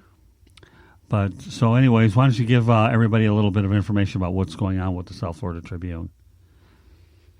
SouthFloridaTribune.com has range of articles anywhere from local colleges here in South Florida to some of our pro sports, to local writers that write from anything from, we've had movie theater reviews, we have Motivational Mondays by one of our writers, we have, like I said, numerous college sports, but you can catch articles. Even Scott, yourself, you write articles. We have Lewis writes articles. He wrote we just posted it up there about the Mookie Betts trade, what's going on with that. And then we have some other writers as well. We do post a podcast up there. We do have a YouTube channel. Please look for us and subscribe. We also have Twitter and Facebook. Right, yeah. Follow us on both our social those. media, and also we have a Instagram page as well. We try to get a little bit of traction there. Instagram is certainly good for photos, but most of our traction comes on Twitter as well as Facebook as well. So if you have a chance to follow us on Twitter, it's at Tribune South. And if you have an opportunity to go ahead and follow us on Facebook, all you have to do is look for the South Florida Tribune page and then hit the like button. So all in all, I think we're doing pretty well. We like to touch on a lot of different things. We had a lot of different baseball, a spirited conversation between Louis Adio Weiss and Rick Curdy, and of course Mark Littell is always one of our finer baseball analysts. I do have a little story that I want to say that I am extremely disappointed. As some of you might know, I'm from Wisconsin. I love Wisconsin sports. I love my Packers, my Brewers, And I love University of Wisconsin-Madison, which my brother is a graduate of. I'm a graduate of one of the state schools within the UW system, but I did not actually graduate from Madison. All right, our next guest resides up in the Jacksonville area, and we welcome David Levin to the program. And David, thanks for being on the Sports Exchange. Thanks for having me tonight, guys. How's everybody doing? Oh, everything's going fine. Hi, David. How are you? David, so why don't you give us Hey, Candy, how you doing? I'm doing well. So give us the latest doings up in Jacksonville about the Jaguars. Well, they're still in Jacksonville. Contrary to popular belief, they have not become the London Jaguars yet. But you wouldn't know that by all the turmoil and the hubbub and hullabaloo up here. We talked a little bit about the idea of the two games being played in London the last time we convened together. It has not gotten any better in terms of the fans. Basically, they're revolting as far as their opinion of the decision that's made by Shad Khan, Mark Lamping, who's the team president, and the NFL. It's pretty interesting stuff if you look at it from a fan's perspective. I don't know how much you have read down your way, but people are up in arms. They're making comments on social media. They're being very stern in the fact that maybe they're not going to renew their tickets. They want to know if their best interest is being, represented. Is this just a money grab? It runs the gambit of what people are thinking. And God bless the local sports radio that are allowing people to get on the radio and voice their opinion. Okay, yeah, I hear there's a petition out there as well. David, tell me more about that. Right. That's with the Bulls City Brigade, which was started 9 years ago. In fact, I tried to reach out to them today, and they told me they would get back to me to talk a little bit more about that. Essentially, there's a petition out there that these, I don't know what to call them, these fan groups that have gotten together and support the Jaguars, and they tailgate and they show their support for the team, show the support for the players. They make it a real fun atmosphere, game time and whatnot. But they're also involved in community events, not necessarily just technically with the Jaguars, but they feel that their interests aren't being well represented by the Jaguars, Shad Khan, what the decisions are made. There's a petition going around that basically they want to be able to have their say and they want to be heard before anything is done. I think there's a fine line there that can be drawn. I love the idea, but in the end, they're not the ones that are paying the players' salaries, and they're not the ones that are taking care of the revenue for the team. They do deserve their day in court, so to speak. I know that Mark Lamping had spoken with local television and media today that he was going to hopefully meet with them and talk about what was going on and the vision that the Jaguars have. Whether that works or not, we shall see. Okay. So you say the Jaguars are still in arms about the two games in London? Right. So right now we're going to play two games in London for the 2020 season, no matter what. Whether that goes beyond 2020 has a lot to do, I guess, with the economic side of football.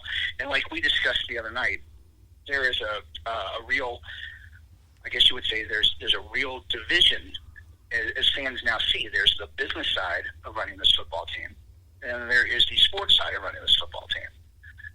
Mark Lamping doesn't make decisions for player personnel or how, what type of offense we're going to run. He's the guy that literally helps put together the financial side of the Jaguars, keeps them viable.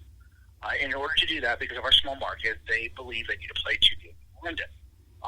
So right now, it's understood that that's what they have to do. Nobody likes it. I'm not a proponent of it at all. I think you can get away with the one, because I know that the NFL has talked, or at least this is what I've heard, that they've talked a little bit about seeing, well, maybe there are other teams that would like to, play more games in London. In other words, the teams that haven't played before, get them on board and take one of their home games, or to try and drum up more revenue. I don't know how you do that. I know that Green Bay sure as hell is not going to give up a home game to go play in London. Nope. And you know that. It's just there's too much invested with the community. And Jacksonville, God love those diehard fans, but it's not Green Bay, Wisconsin. We're hot and cold. And I know that there are thousands of season ticket holders that can say, I've had season tickets for 25 years. I've been there, seen the good and the bad. And, I watched it when we really stunk and all these things. But it's not it's still a college town, in my opinion. And other people have voiced that on radio, too, that this community is still very college-rich and is still learning how to be an NFL city. I don't know how that gets resolved. And maybe you guys have an idea of how you convince fans to still support a team that basically they feel they're being abandoned. They do it by winning. Well, true. Winning cures everything. Yep. He's right. My dad. Can I tell you the story real quick? Sure. Okay. I was a senior, a first semester senior at Florida State when the Jaguars got the team, and we didn't have internet. We didn't have cell phone. Well, we had cell phones, but they were terrible. But we didn't have internet. We didn't have Twitter. We didn't have social media. We didn't have anything. My dad calls me in the afternoon, on the days the Jaguars, Jacksonville got the city, got the team, and he was crying, and because he's a lifer here, and he's all ecstatic. He, like I told you guys, he was in the stands. We were in the stands when the Colts were here, the Cardinals, and everybody teasing us. And finally, the NFL came to Jacksonville. I've only seen my dad cry 4 times, and honest to goodness, Jacksonville getting a football team was one of them. It's the people that have stayed with it the whole time that I think really are hurt by this more than anything. They feel like they have had Lucy Van Pelt just pulled the football away from Charlie Brown. And that's what it feels like for all these fans. Yeah, it seems that way, doesn't it? But you're in an area where you have the Dolphins. Yep. Dolphins are a blue blood. They're rich in tradition. They're 17-0, and they're Don Shula and Joe Robbie and Larry Zonka and Dan Marino and all these people. And by the way, since I lived in Miami when I was a child, they were my idols. Miami would never think to separate the Dolphins. And granted, you guys don't fill stadiums out, but there's enough rich tradition and enough support in the community that you don't need to. You still can. Stephen Ross has made it so that this team can still become viable and sustainable. Jacksonville doesn't have the kind of resources that Miami does. Right. So it's a catch-22, and I don't think fans see everything in front of them. It's tough. I mean, as a fan, I can see where they'd be upset. All of a sudden, they lost one game. Now it's 2 games, but they have to step up to the plate too. Otherwise, they're going to lose all the games, and they'll move the team. Somebody this afternoon said sports radio is a great thing. We should get to hear passion from fans. Nothing to me is greater than seeing a fan or listening to a fan say, "Look, I live and die with this team. I take money that I could spend elsewhere, and I pour it into the Jaguars, or I pour it into the Dolphins, or I pour it into the Bucks. Well, maybe not the Bucks, but the Jaguars and the Dolphins." It's that fan you want to keep, and at some point, Mark Lamping or Shad Khan is going to have a town hall meeting, not just with like the Bold City Brigade or city council or anybody like that. He's going to have a town hall meeting where he's meeting with people and hearing their concerns. And I don't know how precedented that is with football. But if you took the Jaguars away from the city would fall apart economically. It struggled. Jaguars came in and provided, life, and the shipyards, became more of an industry need. Downtown, although it's still, blighted, it's much better than it was. and now there's talk of city walk and entertainment and parking lots and environmental improvement and these things, and it really does come because we're one of 32 NFL cities. If we're not an NFL city, we don't get those things. And I know we're late to the game, but we still don't get those things. It's true. It's true. It's a business though out there, so they got to decide whether they can make money and be competitive in the NFL market, or they need to get out of that. I mean, I hate to say that, but he wouldn't. How about this? Back in the 70s, Joe Robbie, when the team was winning, Joe Robbie was a great lawyer, but Joe Robbie wasn't doing anything to help sustain the area of Miami. Right. Other entities were doing that. In Tampa, I think it's a little bit different because it's on the other side of the bay, and it was new and it was exciting. And when Culverhouse brought football to Tampa, Tampa wasn't the vibrant town it is now. A lot of that has to do with changes they've made. Baseball doesn't help it. Hockey does. But there were other changes that they made internally downtown with their city councils, and they improved, the roadways, and they changed part of their culture and their cultural events, and they really did a job to improve that. Miami didn't have to do that. The diversity in the community was allowed that to happen. Here in Jacksonville, it's North Florida, or should I say South Georgia? Right. But you know what I mean? I get it. It used to be Calford. That's the bottom, and that's all I have to say. It used to be Calford, and we're still living in that, sustainability issue. Even with the city, we have to have the Jaguars here, or we fall apart. Right. No, that's true. All right. So as we continue this discussion, I know that we've talked about Shad Khan pouring money into different areas of Jacksonville and the Lot J. So why don't you go ahead and elaborate on that even more? Okay. Excuse me. Right after 2017 and the winning season, Shad on an all-time high.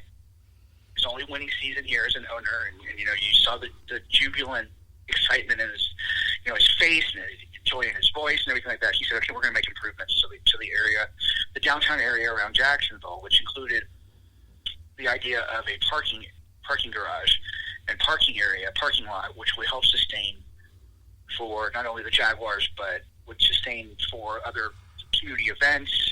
The baseball field is down there, and you've been there, Scott. You know how everything is decked. If you're going from east to west, it's the stadium, right, and the baseball park, and then the arena where they have hockey and ABA basketball and live events and concerts. Right.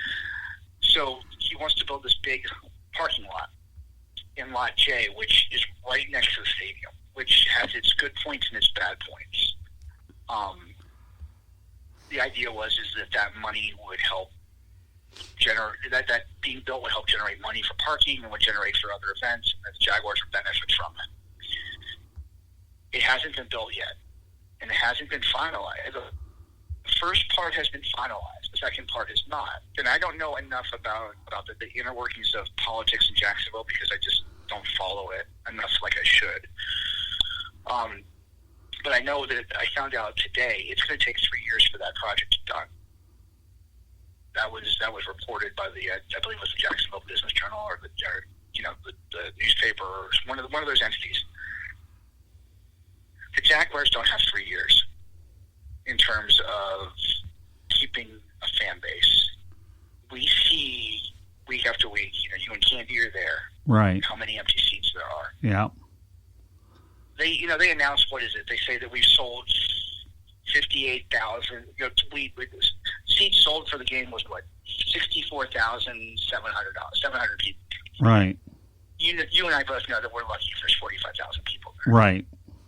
Because they're not hiding in the bud zone, and they're not hiding in the pools, they're not hiding daily displays. They're not there. And if we keep on taking football games away, and we're talking about improvements around the stadium that aren't getting done, people aren't going to show. So I guess my question to you, is this, okay? It's like you're damned if you do, damned if you don't. First of all, right. the fans, to me, are worried about that second game being overseas in London, and I realize the quality of the football hasn't been overly that great. I get it. You know, so how can you expect them to spend money on a product that's not good? But by the same token, this is a franchise that has to be financially solvent as well. So who's to blame in that situation? Can you really blame the owner for trying to go ahead and pocket X amount of dollars at all? That's the biggest question I wonder about. It jumps into what you and I talked about earlier when we were doing our pre-show talk. Remember I said to you, and I think I said this at the end of last week, is he a good investor or is he a good owner? Shad Khan's a great businessman. And his number one goal is to make money. And God love him for doing it. And we talked about the self-made man thing. He wants to invest money. and not only just invest money, he wants a return on his investment. I would say he's a better businessman than he is an owner. And here's why.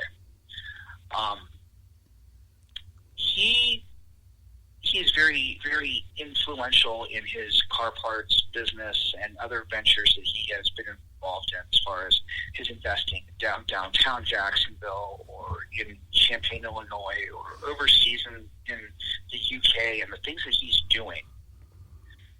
When it comes to his soccer team and his football team, those are his downfalls because he doesn't know enough about it. He's hired people to help.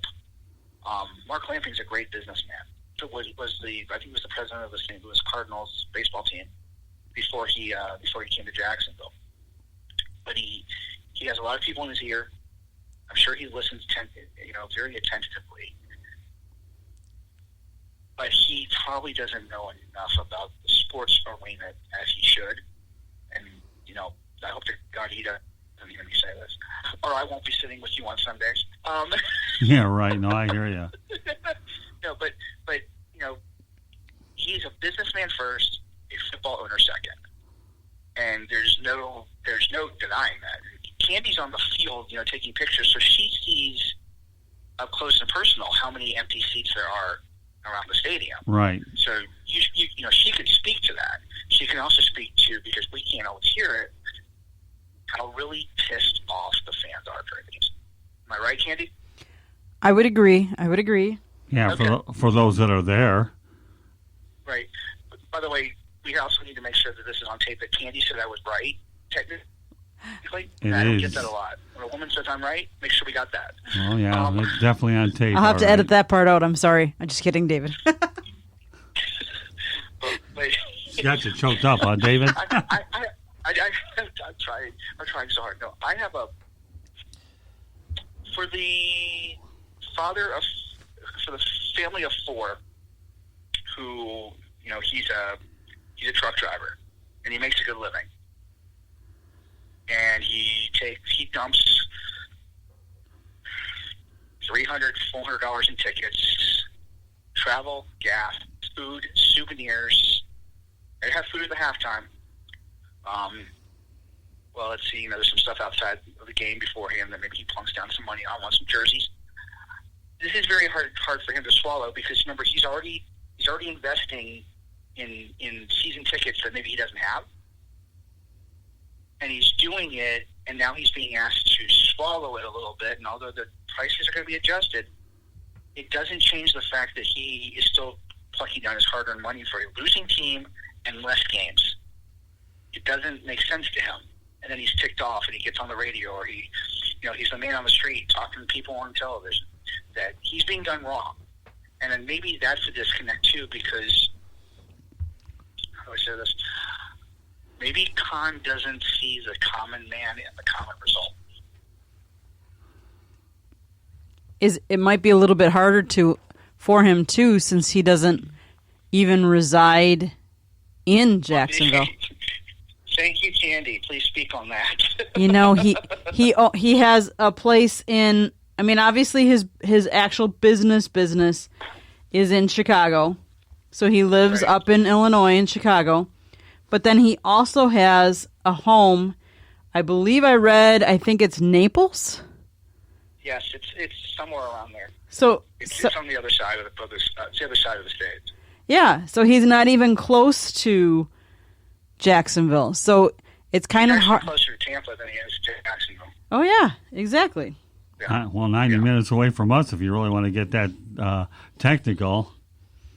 Naples is only a 90-minute drive off 75 for where we're at. It's beautiful over there. Oh, it is. Love Naples. It is, but the one thing about Florida is the different places or the different sides of the state are very different in economical and social backgrounds. Right, and I don't know. You go. Okay, how about this?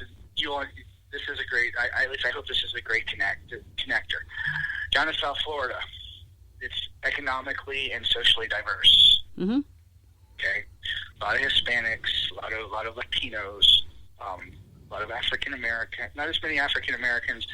A lot of American people, and a lot of transients who are older, who move to Florida because they're retired and they want to get away from being in Ohio or Wisconsin or someplace like that. The diversification there is welcomed, and the community as a whole accepts it, and they do things to accommodate the change. Jacksonville doesn't do that. And because Jacksonville doesn't do that, I don't think the con sees the whole picture of the diversity that's here. Well, let's face it, David. We always joke, at least Scott and I always joke, is that people on this side of the state, that you know where they're retired from? They're retired from North 95, New York, New Jersey. Yes. Tampa side of the state, they're coming down 75 from the Midwest. But they're all retired. Right. Let's face it. If I'm retiring from any place else, am I retiring in Jacksonville? No, but what you are doing, and I've learned this lately over the last few years, a lot of people who are transplants who come to Jacksonville to work, an older generation, I'm going to say somewhere between my age, our age, and maybe a few years older.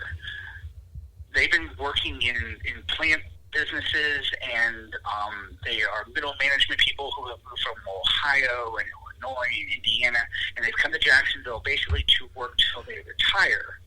And those are the people that are staying here, not the people that are coming down after they've retired. It's a little different, and you're right when you say it. There's a 75 and 95 division. But those people that are staying here after they retire, they're not necessarily coming to the games. They're not necessarily football fans. And if they are, they're football fans of the teams that they were supporting before they got here. So he's not really jumping into that, that profitability of getting them to change their colors, so to speak, or change their team affiliation. You can see the financial difference between people that are going down 75 and people that are going down 95 as well. Right, but they're not stopping in Jacksonville. They keep going. No, those people are not. No. Jacksonville is also a major military place, station. So you have a lot of military that obviously might be stationed in Jacksonville, but that doesn't mean they're there all the time, that they can come to all the games as well.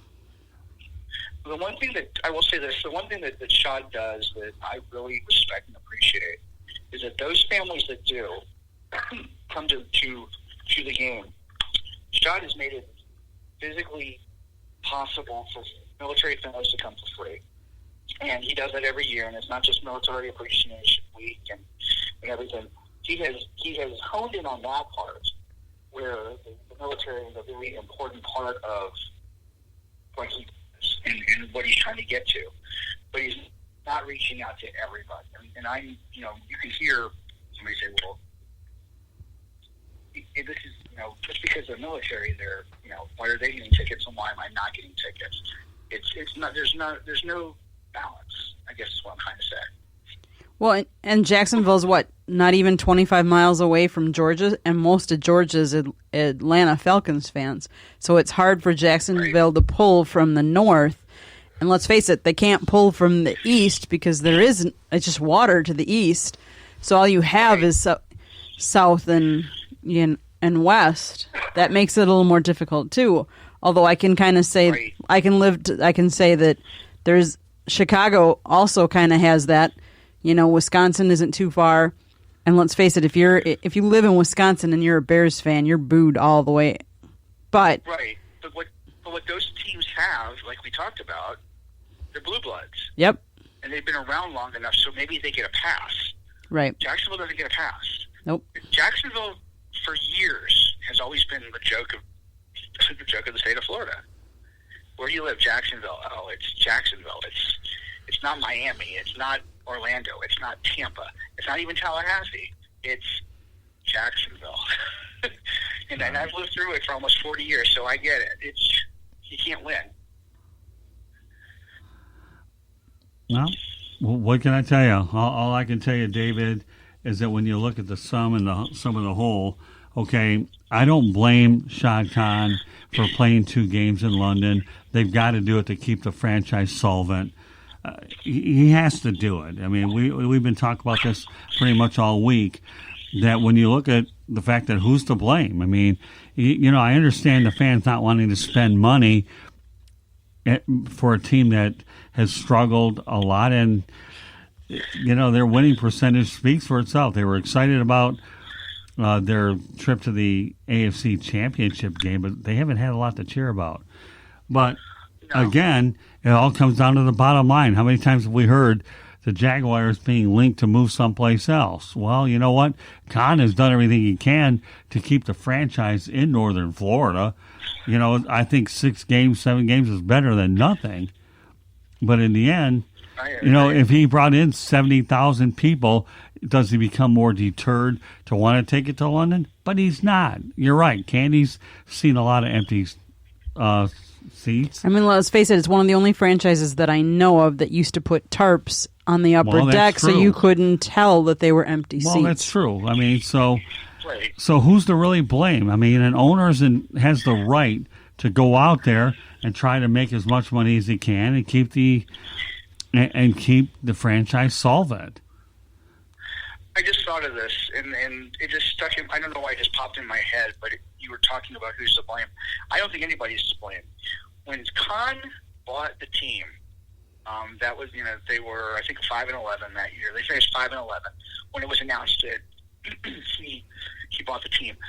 They fired Jack Del Rio. They gave Gene Smith a 1-year contract extension, and they did something else with the inner workings of the team. But anyway, the first thing that Khan said when he met the press for the first time, and I was out of town, but it sticks in my mind because I was watching it on the website. He said, "We're going to make changes in the city of Jacksonville." And by the way, that back then nobody was going to the games because they were always they had tarps all over this. They had blackouts and they had tarps on the seats. He said, this team needs to get on board. We're going to make a lot of changes for the team and the community. We're going to do a lot of things to improve Jacksonville. And if you don't get on board, then it might not be around. Well, he has held to his word that he was going to make changes. He's done things that, God love the Weavers, the team's first owners, but they're philanthropists that give money to hospitals and charity events and things like that. They're not helping to build the infrastructure and to make the city itself, solvent. Khan's doing that, and people lose sight of that. And that just popped in my head when you said that. It just, he's kept his word. He hasn't moved the team. If he wanted to move the team, Scott, the NFL wouldn't stop him. Oh, no, they wouldn't. The NFL's not, sold to, oh my gosh, it's Jacksonville. We can't we have to get rid of it.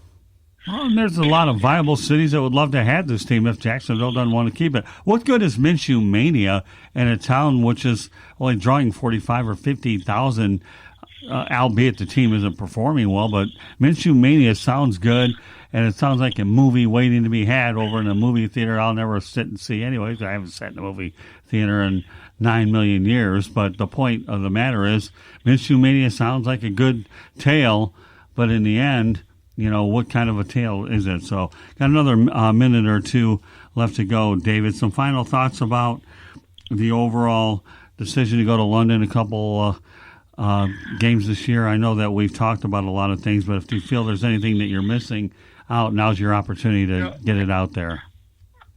I will say this. I'm not real happy about it, and I'm hoping that this is going to be a 1 or a 2 year deal.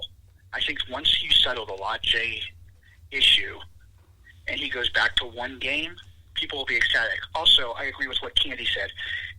Let's say that they play their 2 games, in the middle of the season, and they're 6-2, and they go to London for 2 weeks, and they win those 2 games. They have the bye week, and they come back, and somehow with the NFL planning committee and the schedulers do the right thing and give Jacksonville the home game after the bye in Jacksonville, and let's say they're 8-2 or 7-2 or whatever it is, these fans aren't going to give a damn where they were. They're going to be excited at the fact they had a 7-2 football team. So yes, winning cures everything. Good point, David. Yeah, I think we'll end the segment on that note. Forget about the 2 games you're going to lose. Why don't you just focus on packing the place with the 6 you have, especially if you play good football? Because the one thing that can't be that you can't lose sight of is that Doug Marrone and David Caldwell are on a win or you're out, and the fact that they brought in Trent Baalke, hopefully to help shore things up in the personnel side. We'll see whether or not that will help in the draft process coming up in a matter of a couple of months from now. So, all right, David, well, I want to thank you very much for being on the Sports Exchange tonight, and why don't you let everybody know where they can follow you on social media? Sure, I'm at DM719907. That is my Twitter handle. I am on fansided.com. I cover baseball and football and other sports.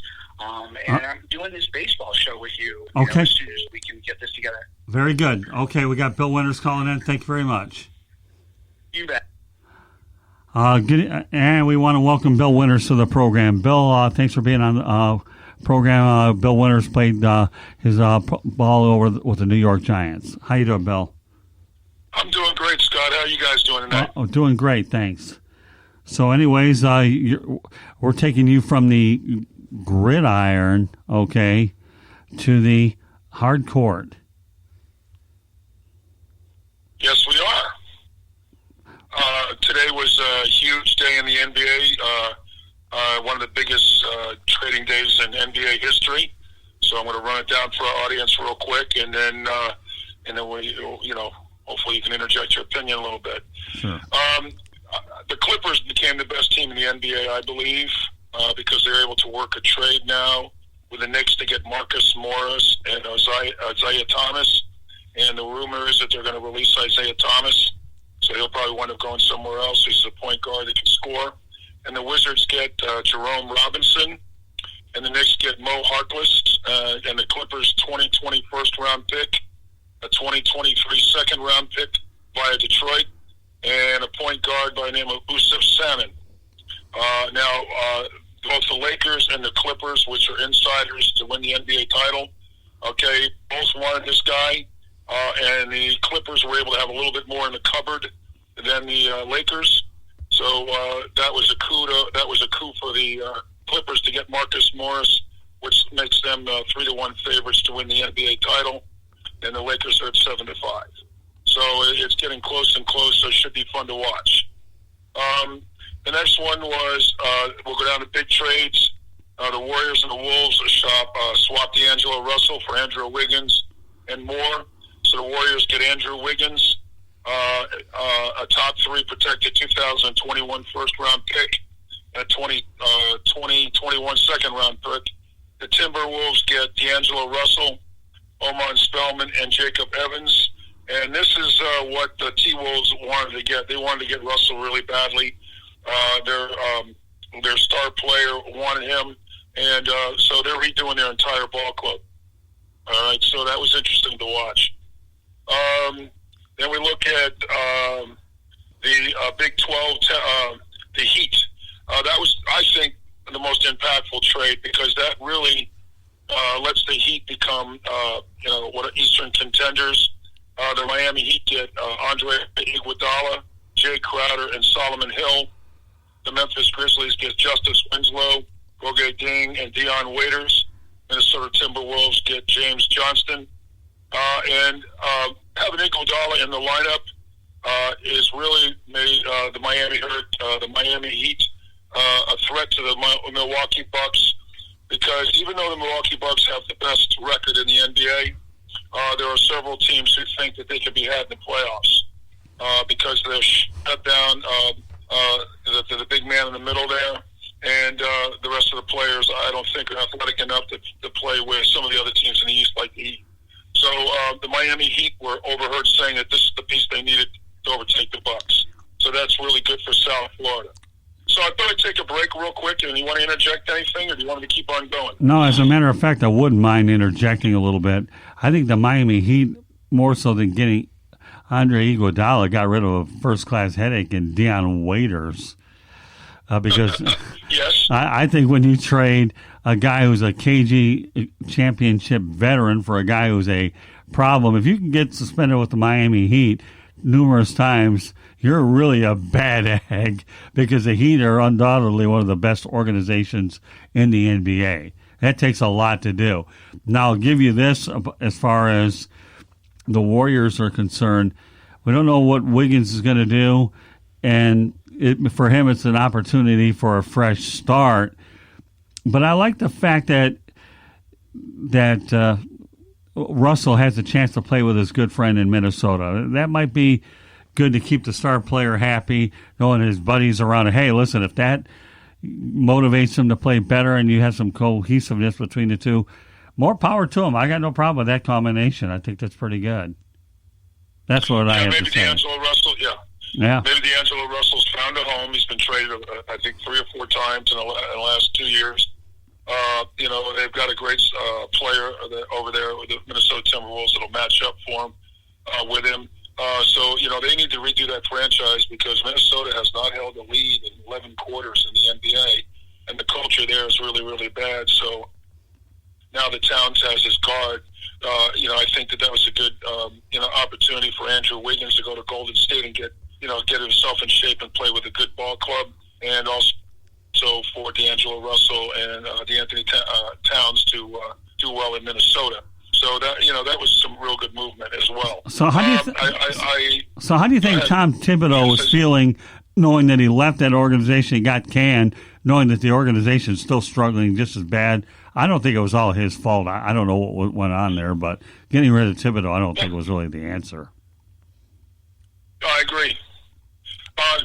One of the interesting moves, Scott, was the Rockets getting rid of Clint Capella. I'm a big fan of him. This guy was a great basketball player for the Rockets, gave an inside presence, but they went out and got Covington in a trade, and they're going to play 6'3" and under basketball. So they're going to shoot threes and open up the space, so they're not even going to have a big man in the middle anymore. So the Rockets went small and got Robert Covington, who's the guy they wanted, who's a wingman. And they did a 4-team trade with the Rockets, the Hawks, and the Timberwolves, and the Nuggets. So the Rockets got Robert Covington and Jordan Bell. I believe Jordan Bell was a high-round draft choice, I believe, 2 years ago. The Atlanta Hawks get Clint Capella and Nene. Nene's a veteran, but he's good presence underneath the boards. And the Timberwolves get Malik Beasley, Juanco Hernandez Gomez, Ivan Turner, Jared Vanderbilt, first-round pick from the Brooklyn Nets that was transferred by the Hawks. So you can see that the Rockets are changing the way they're going to play offensive basketball going into the stretch run. Atlanta gets a big guy in the middle, Clint Capella, which is going to help them. And the Timberwolves redid their entire roster. And also the Nuggets were involved in that trade. They got Gerald Green, Noah Vonleh, Keita Bates-Diop, Shabazz Napier, and a first-round pick from the Rockets. So, that was one of the biggest trades in NBA history. And 12 players moved in that. Yeah. And then the last two trades. This is really interesting. This kind of goes to where the NBA is going. Andre Drummond right. Went from Detroit to the Cavaliers. They basically, the Cavaliers didn't give up much to get him, which kind of lets me know that maybe there's some team. Most of the culture in the NBA now is going away from big men in the middle that we grew up watching. Oh yeah. All right, and so that was a very interesting move there. I heard Drummond was not really happy about it, but we'll see. There might be some more movement later on. And then we have the 76ers finally got a shooting guard. They got Alex Burks and Glenn Robinson. I remember his old man was a pretty darn good shooter when he was with the Milwaukee Bucks. That's what the Philadelphia 76ers need. They need some teams that, some players that can shoot. And Golden State, you can see what Golden State's doing. They're loading up with draft picks. They got a 22nd round pick via Dallas, a 22nd round pick via Denver, and a 22 second round pick via Toronto. So, a lot of these teams are retooling, and it was fun to watch. With that, Scott, I just thought I'd see what you had to say. Well, that's pretty much it. Yeah, Andre Drummond could have played in the other NBA that we all loved, enjoyed, and appreciate the value of a big man. The Detroit Pistons have just been dysfunctional for a lot of years. They have, and this is just another classic case. You also have to understand that he was supposed to collect $28 million had he have renewed his option. So the Pistons were at a point where trading where we get nothing for it, because I know that they landed guys that are on expiring contracts. I don't know what to make of that situation. Drummond, to me, was a good player if you had surrounded him with some good players. But the guy that deserves the biggest fault for that downfall in Detroit, I still believe, is Stan Van Gundy. He really, to make that Blake Griffin trade was awful.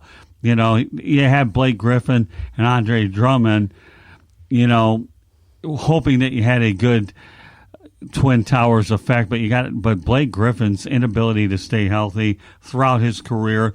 Drummond is a great defensive player, a great rebounder with offensive skills that are anything but good. It's one thing to stand under the basket and do mop-up duty, but I don't think Andre Drummond was the problem there. I really don't. I think the Pistons have been dysfunctional for a long time. I mean, what do the Cavaliers have? It's a low-risk move on their part. Yeah, it was basically the hope in Cleveland is they just get a change of scenery with Kevin Love and help Drummond. Right, that's true. There's no guarantee that's going to happen. They could be on the hook for him for another season. And the thing is, and Detroit was a salary dump. Oh yeah. They didn't want to pay that $29 million option coming up. Right. So the Pistons didn't do very well as far as getting something for Drummond. I'm not sure he's real happy going to a team that is worse than the Cavs. I mean, worse than Detroit. It's the stronger teams got stronger. The Clippers, the Heat, and the 76ers are kind of a dysfunctional team that hopefully they'll figure it out, but they just need some shooters, and they got two of them, so that might help. And Atlanta got what they needed. And, the Lakers are probably going to sit back and go after some of these guys to get waived, all right, and they'll try to pick them up and keep looking down and seeing what they can do. Right. So, because some of these guys are going to get cut, all right, that have been involved in these trades. Oh, yeah, the Lakers will pick them up. Yeah, well, that always happens. Guys get bought out, they become free agents, and then you reevaluate what's in the kitty and go from there. Yeah, that happens every year where guys get bought out and so forth. So, I don't know. Isaiah Thomas is a mirror of what my Isaiah Thomas is. It's spelled a whole lot differently. It's too bad that he suffered that injury with the Celtics and then was a shell of himself with the Cavaliers, which led to 9 million zip code changes. So maybe not as many zip code changes as you had, but Isaiah Thomas, this one here, has had a lot in recent years, and it's a shame, but who knows where it'll land. Yes, being a coach in the NBA is a fragile profession. Oh, yeah. Van Gundy, he trades for a guy, and the guy gets injured, and they've never really been able to recover from that. Yeah, but that's Stan's fault, though, Bill. That was Stan's fault all the way. He was trying to save his job right there, and you know what? He'll never see another NBA sideline or front office. So it's a good thing that he went ahead and collected his money from Tom Gores via Beverly Hills, because I don't know where Stan Van Gundy is nowadays, but Stan Van Gundy, who knows, maybe he'll find a job in college, but I don't see him ever coaching another NBA team again. Never. Oh, yeah. Hey, Scott, just a change of, speaking of front office. Yeah. How about the move the Knicks made today with the president of their team, Leon Rhodes, who's the second most powerful player agent in the NBA right now, and was a CAA, representative of CAA for basketball players.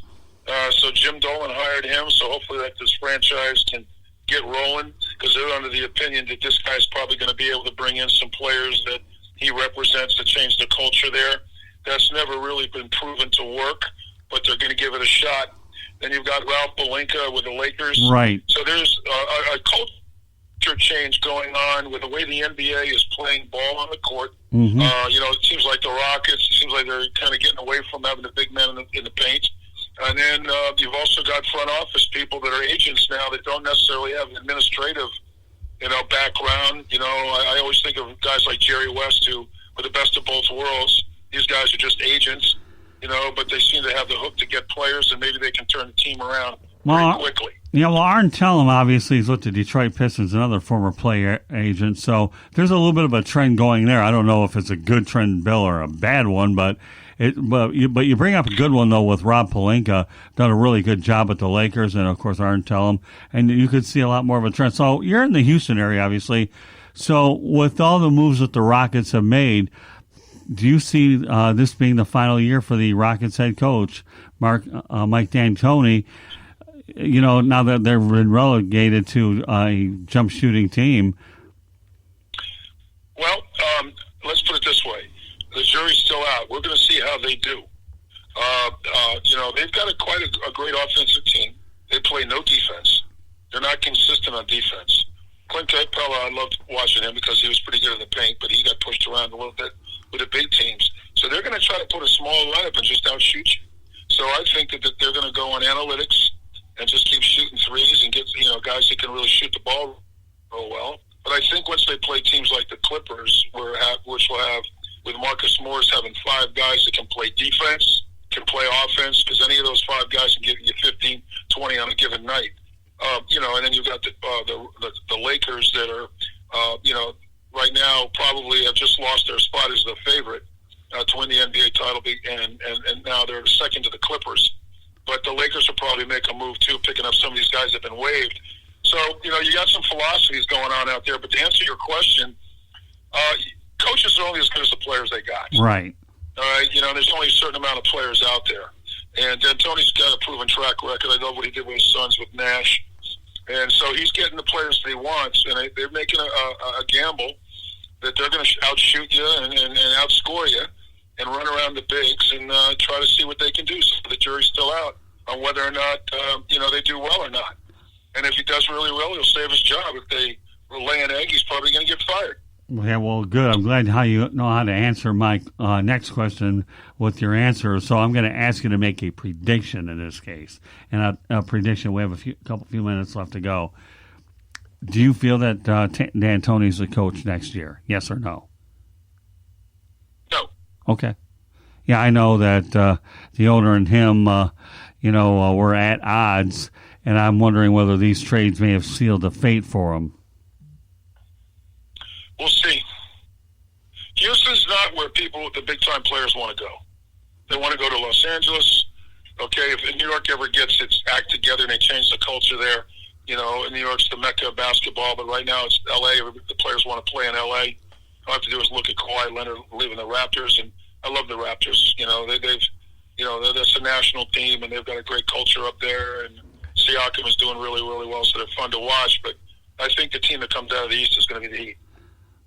Really? Well, I mean, the Raptors have won. Clippers. I think it's going to be the Clippers and the Heat in the NBA Finals. Well, the Raptors have won 12 in a row. Milwaukee certainly will have home court advantage if it were to start. But the question is, are the Bucks a great regular season team, or whether they're going to deliver in the postseason?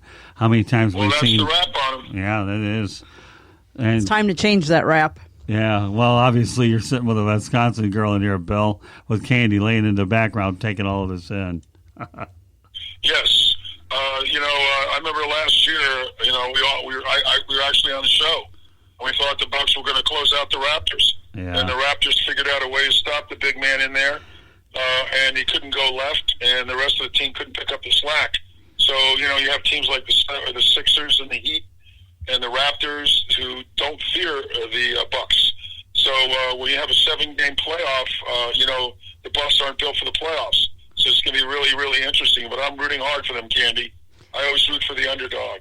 Okay, but, when I look at it on paper and I look at what the experts are saying, and I watch a lot of NBA games, I love what the Heat did today with Iguodala. I love what the Clippers did. And what Milwaukee has going for them, in all honesty, is they're not giving a lot of their players a lot of minutes. All right, so the big guy in the middle there with the Bucks, he could be a dominant player and fool us all. So who knows? But that's what the experts are saying. And I kind of agree with them that I think the Heat kind of got a shot at now getting the Bucks and closing them out in a 7-game series. I welcome that series. That's all I'm going to say. That I welcome that series. Yeah, well, I don't know. I'll tell you what, Clippers, to me, do look awfully good, but the Battle of L.A. continues, that's for sure.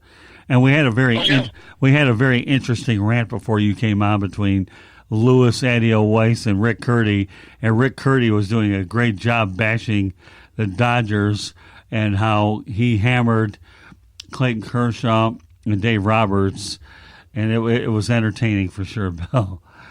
Not always the best team, regular season team makes it through the postseason without a doubt. So we'll see whether. Without a doubt. And I love what Hank Aaron said today.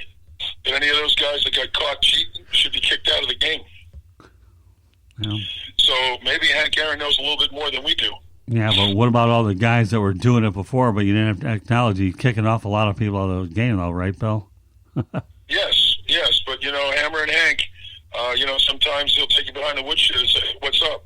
Just like I do with the younger guys today because I played the game and I kind of know. But Hank played before me, so he would know more about baseball than any of us. That's and I thought it was pretty a hard-line stance that he said. He kind of shocked a lot of people that are kind of the way we feel. So, I'm still going to roll with, the numbers and thinking that some other teams have done it, cheating and all that. But, they got to fix that for the integrity of the game. Okay. Well, I'll tell you what, Bill, we'll leave it on that note. So thanks for being on the Sports Exchange, Bill, and we look forward to doing another episode Wild Bill Winters and Motor Man here on the South Florida Tribune Broadcasting Network. Before we let you go, though, Bill, why don't you go ahead and talk about your YouTube channel, anything else you want to get out there? Oh, yeah. If you want to go to my YouTube channel, that would be great. I posted some pictures today because the XFL is playing this weekend. I posted some pictures of the Tampa Bay Bandits because we are the bell cows of the spring football when it started in 1983.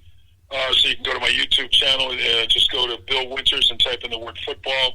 You'll come right up in the search engine with a purple circle with my mug on there, wearing a Nike hat. Just click on subscribe. You can follow me on Facebook. You can also find our podcasts on iHeart and Spotify and all the other podcast channels. That would be great for you to listen to us. And, of course, I'd love for you to look at my Wikipedia page. You just type in Bill Winters Football. You'll see my body of work. Very good. And with that, we'll conclude the shameless self-promotion. There you go. That's okay, Bill. We always welcome in on the program. So you have yourself a good weekend, and we'll get ready to go back to work next week, okay? Because obviously football isn't gone yet, just a different version of it. So it's going to be a fun weekend. I've been texting the coaches in the XFL, good luck and all that, and they've been texting me back. They're all really, really excited. It's going to be fun to watch and something that we'll be able to look forward to talking to you.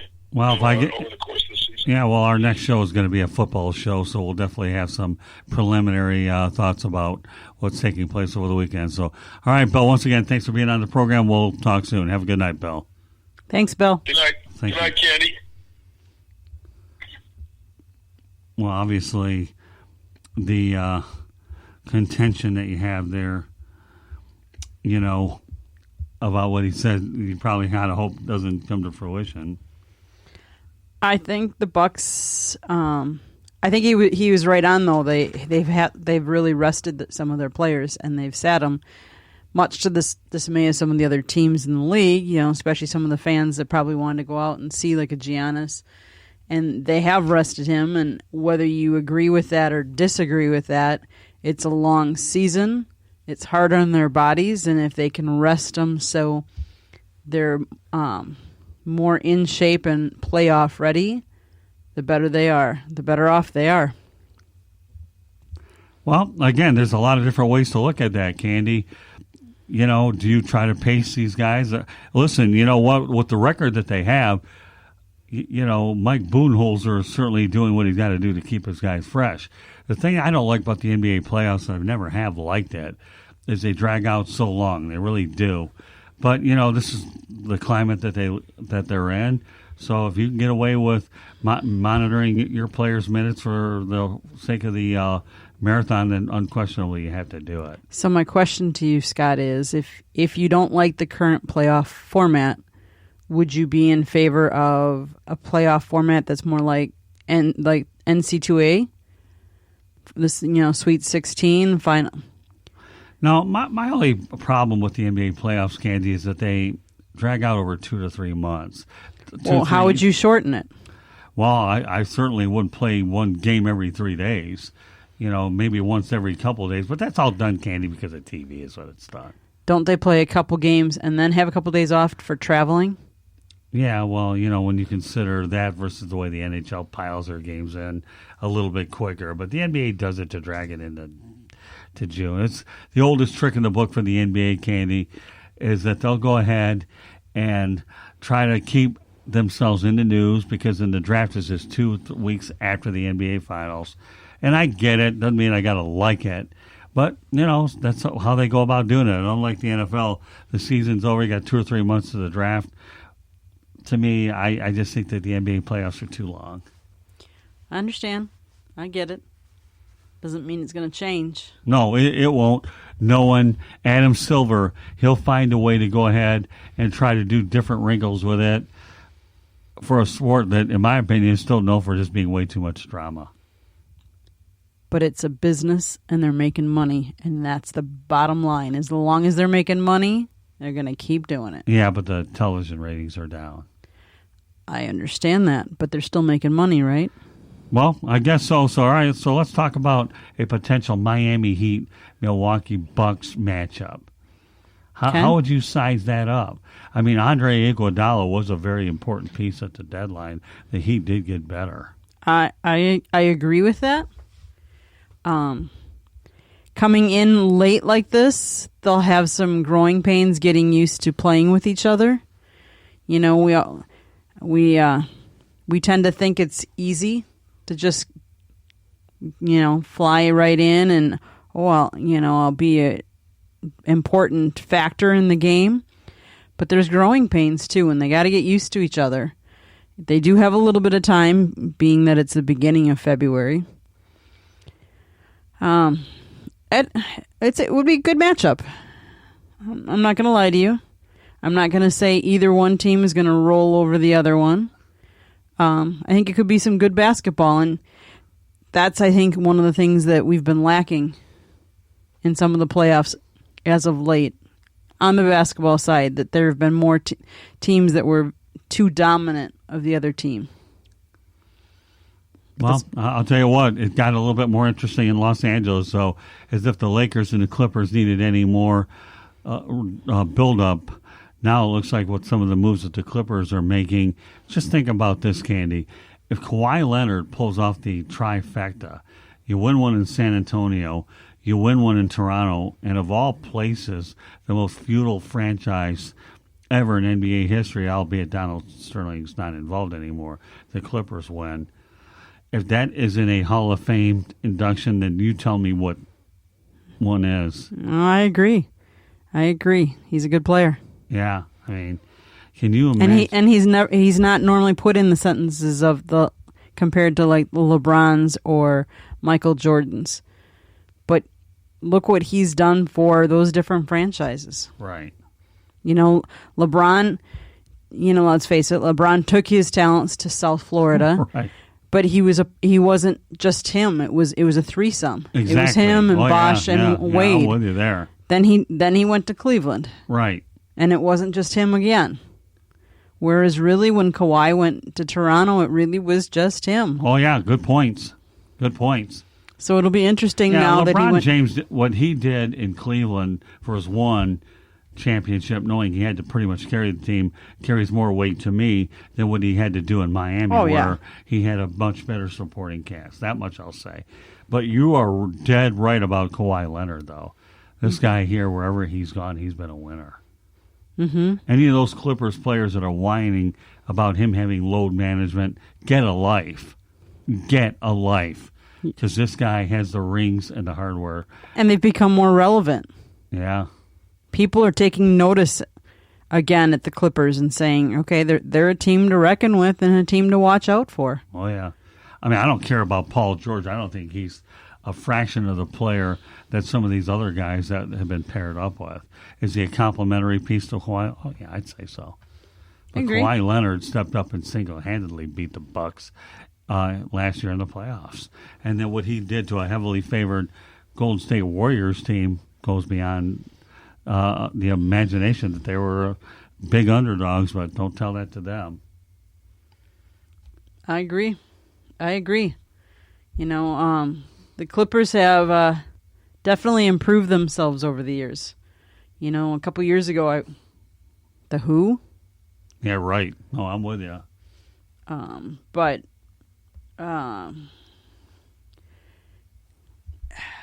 yeah, the Bucks will be interesting. I do agree with you. Leonard single-handedly stopped the Bucks and outscored us, outplayed us. They probably outcoached us. But I'm looking forward to this year and seeing what happens on the Bucks side this year. I'm excited for their future, and I just hope that they can keep the guys that they need to keep. Giannis won't be his contract will come up. Well, again, are we looking at another Kareem Abdul-Jabbar where you have a marquee player that doesn't want to stay there? I think Giannis is different, though. I think he enjoys being in a small market like Milwaukee. Plus, they have a heck of a team around him. And don't lose sight of the fact that Mike Budenholzer is a heck of a coach, too. He really has. I think the Bucks really have it in gear. The question is, can they erase that stigma? And one guy who will be able to answer that is we want to welcome South Florida Tribune correspondent Jake Ronholt to the broadcast. And Jake, Candy and I were talking about the Milwaukee Bucks. Obviously, I don't think they were as active at the trade deadline as some of the other ones, but what are your thoughts about the Milwaukee Bucks? Do you think that the moves that the Miami Heat made make them the favorite, or would you still give Milwaukee the nod? I still give Milwaukee the odd because of, one, Giannis Antetokounmpo, because the fact is the guy is incredible. I mean, he's coming off a week where he was averaging 34 points per game, and then you look at the Heat, and it kind of feels like they are getting there, but they're maybe like the number 2, number 3 team, but I don't know if they can really go 7 games with the Bucks. I mean, yes, Andre Iguodala, but keep in mind, Iguodala hasn't played at all this year, so he has no experience with the Heat whatsoever. And Spoelstra's going to take a little time to, get used to it. I like the Jay Crowder move. Solomon Hill is a good bench player. I feel like the Heat could be that team right now because I'm kind of shocked that the Boston Celtics didn't make any moves, that they were pretty quiet at the deadline. But the thing is, before that, the Celtics were going to be the team that was looking to try and take down the Bucks. Now the Heat, because of these moves, have been able to jump up there and make it tough for Boston, trying to take down Milwaukee. So it's very interesting what they've done here. But honestly, if you look at the other side of the trade, I love this trade for the Grizzlies. They wanted to get younger. They have guys like John Morant, Taylor Brooks. They get Justice Winslow, who's actually having a solid year, probably one of his best yet. He's averaging 12 points per game.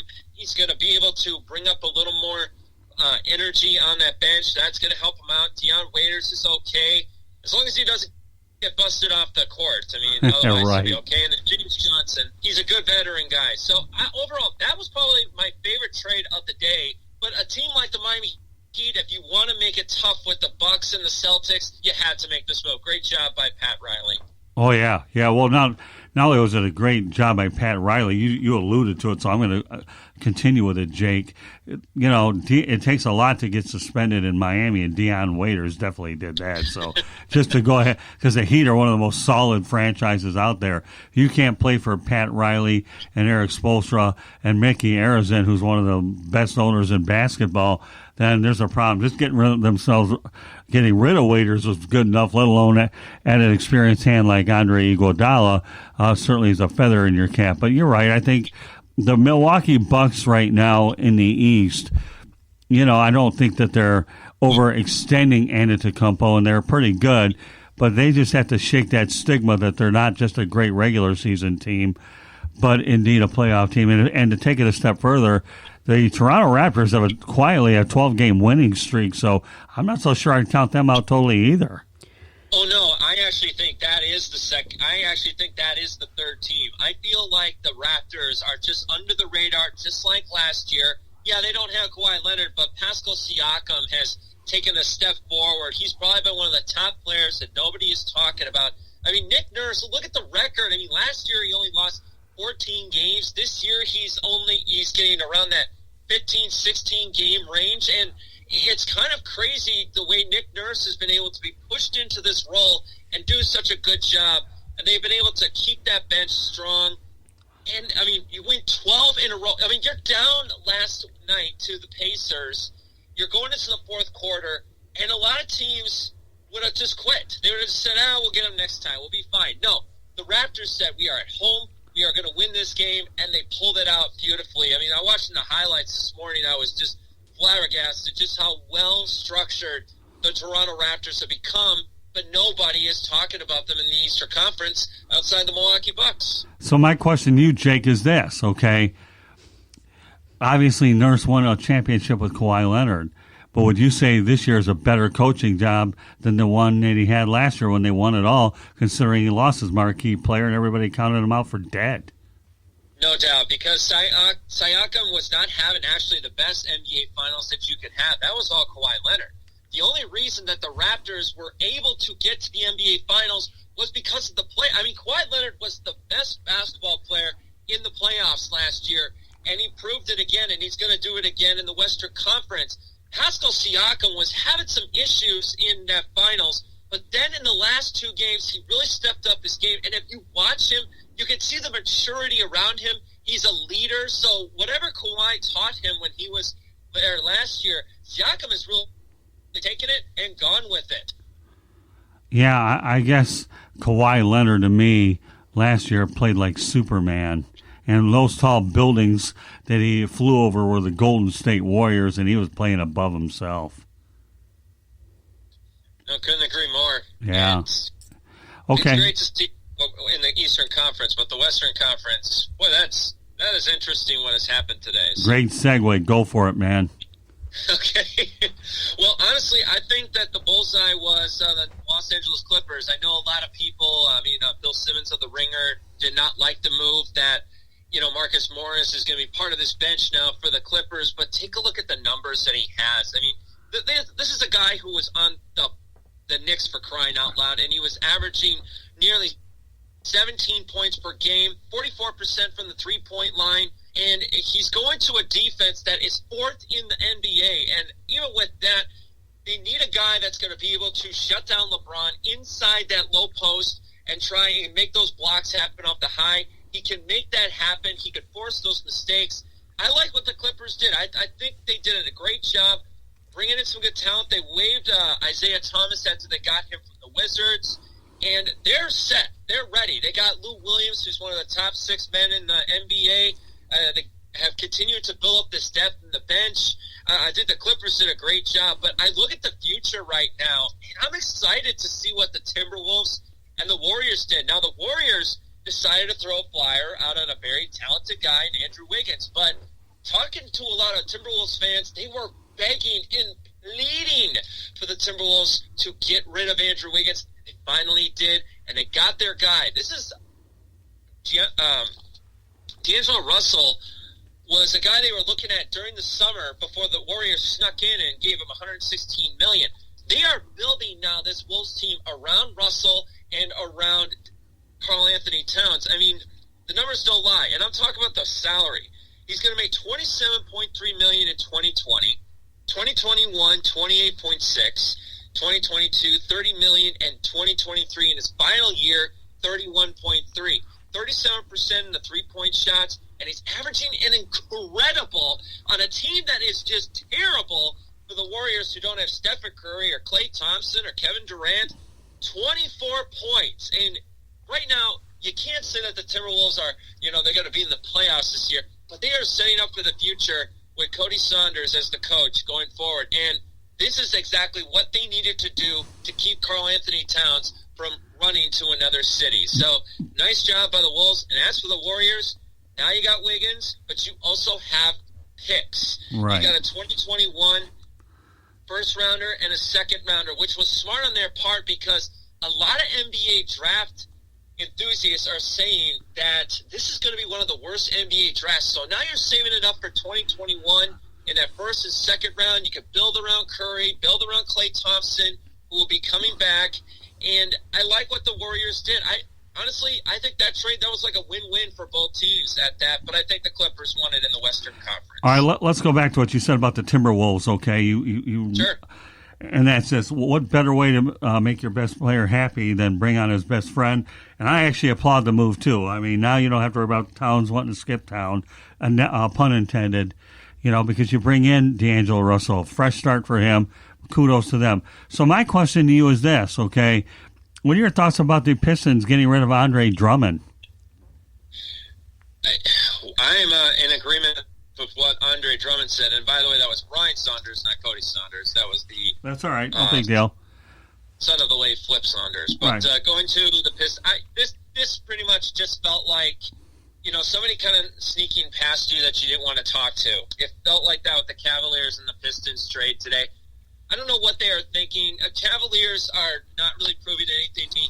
Kobe Altman is really making himself look flawed in this.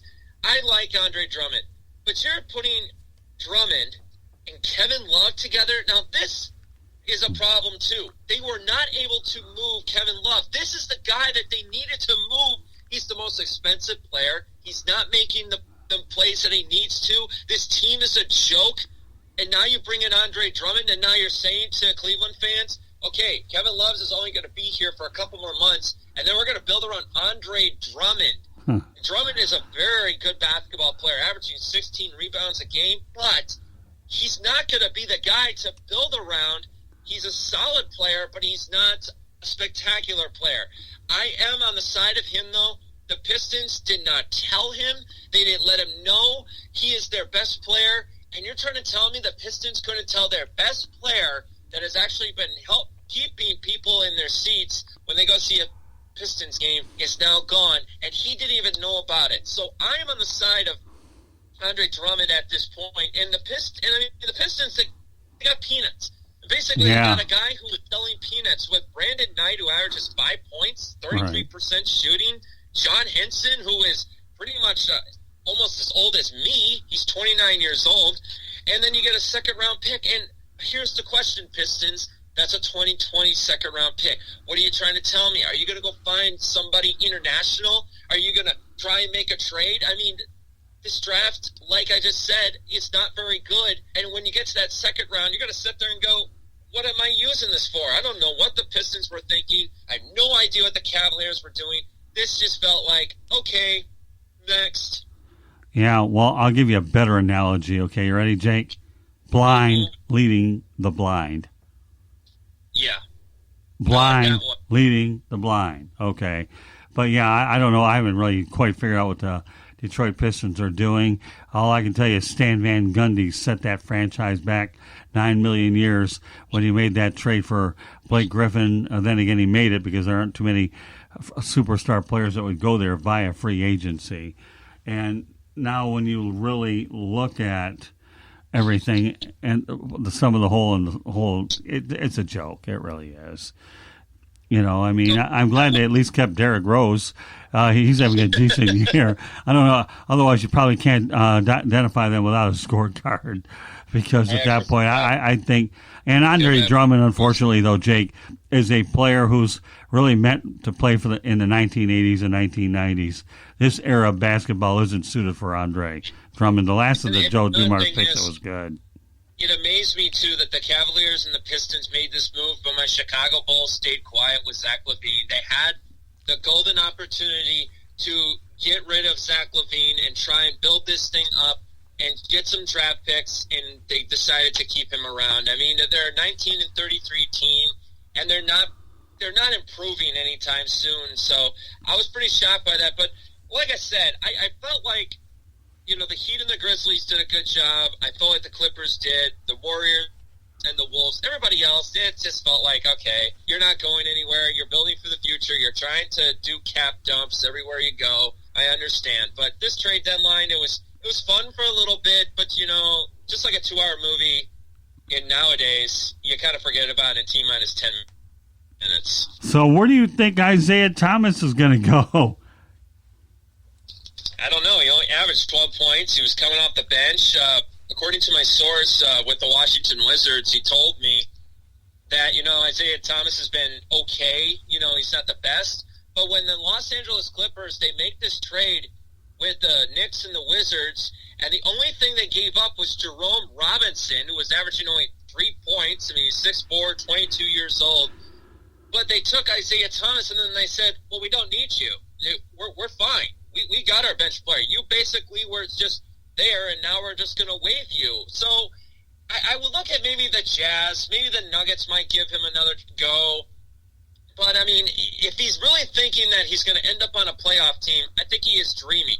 Even though I wouldn't be a bit surprised if they try to put him on the Dallas Mavericks, because I was kind of surprised that the Mavericks didn't really make a move either. But I don't know what to say. I mean, he was fine this year. You know, he wasn't anything to write home about. So we'll find out what happens with Isaiah. Well, I think the one guy that got a new lease on life was, Marcus Morris, did you say, who left the Knicks to the Clippers? My goodness. He must have went to church, and the man upstairs was praying for him to get the heck out of New York, that's for sure. And James Dolan and everything that the Knicks don't stand for. Interesting stuff.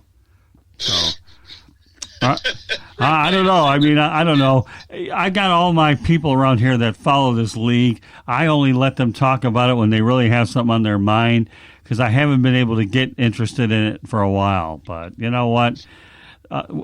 You're talking about the playoffs that last probably longer than Michael Douglas, who died at the age of 103 today, as I heard. So yeah, that was sad about Kirk Douglas. Spontagus.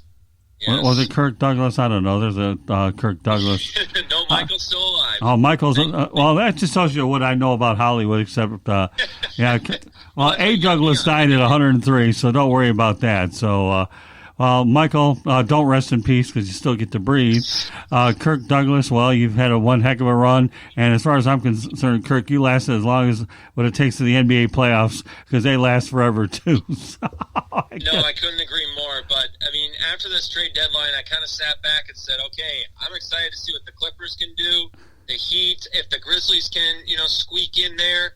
And this just made it a little bit more interesting. And I still think the Philadelphia 76ers are going to be a first-round farewell. Yeah, I've heard that from a lot of places. Whatever the Sixers did or didn't do, they've always been an underachieving team. But yet, when you consider where they were once upon a time when tank, okay, we weren't talking about Sherman tanks. We're talking about plain old tanking. Okay, they're the ones that put tanking in the Webster's dictionary about what it takes to blow up games. I don't know. It is what it is. So, meanwhile, we're going to go back to the gridiron on Tuesday, Jake. But before we let you go tonight, why don't you let everybody out there know how they can follow you on social media? Well, you can find me on Twitter at Wrongful Sports. That's RONGHOLT Sports. We just put up 2 interviews. We had one with Chris Krause of HoopsRumors.com. We also had Mike Tuck of the Dan Patrick School of Sportscasting, who joined us to talk about how the Kobe news was pretty much falsified. It was a really great piece. And then we're also doing a cinematic escape We did our best and worst movies in 2019. That is going to be up tomorrow, and we're just continuing to build up content. More people coming on the podcast coming up here, and also you can find me on Instagram, Jake Rongholt Sports. Very good, Jake. Well, we'll put a wrap on it tonight, but meanwhile, get ready to talk some football when we come back on next week. So thank you very much for being on the Sports Exchange. Jake, as always, job well done. Thank you, Jake. Thanks, Jake. Thank you.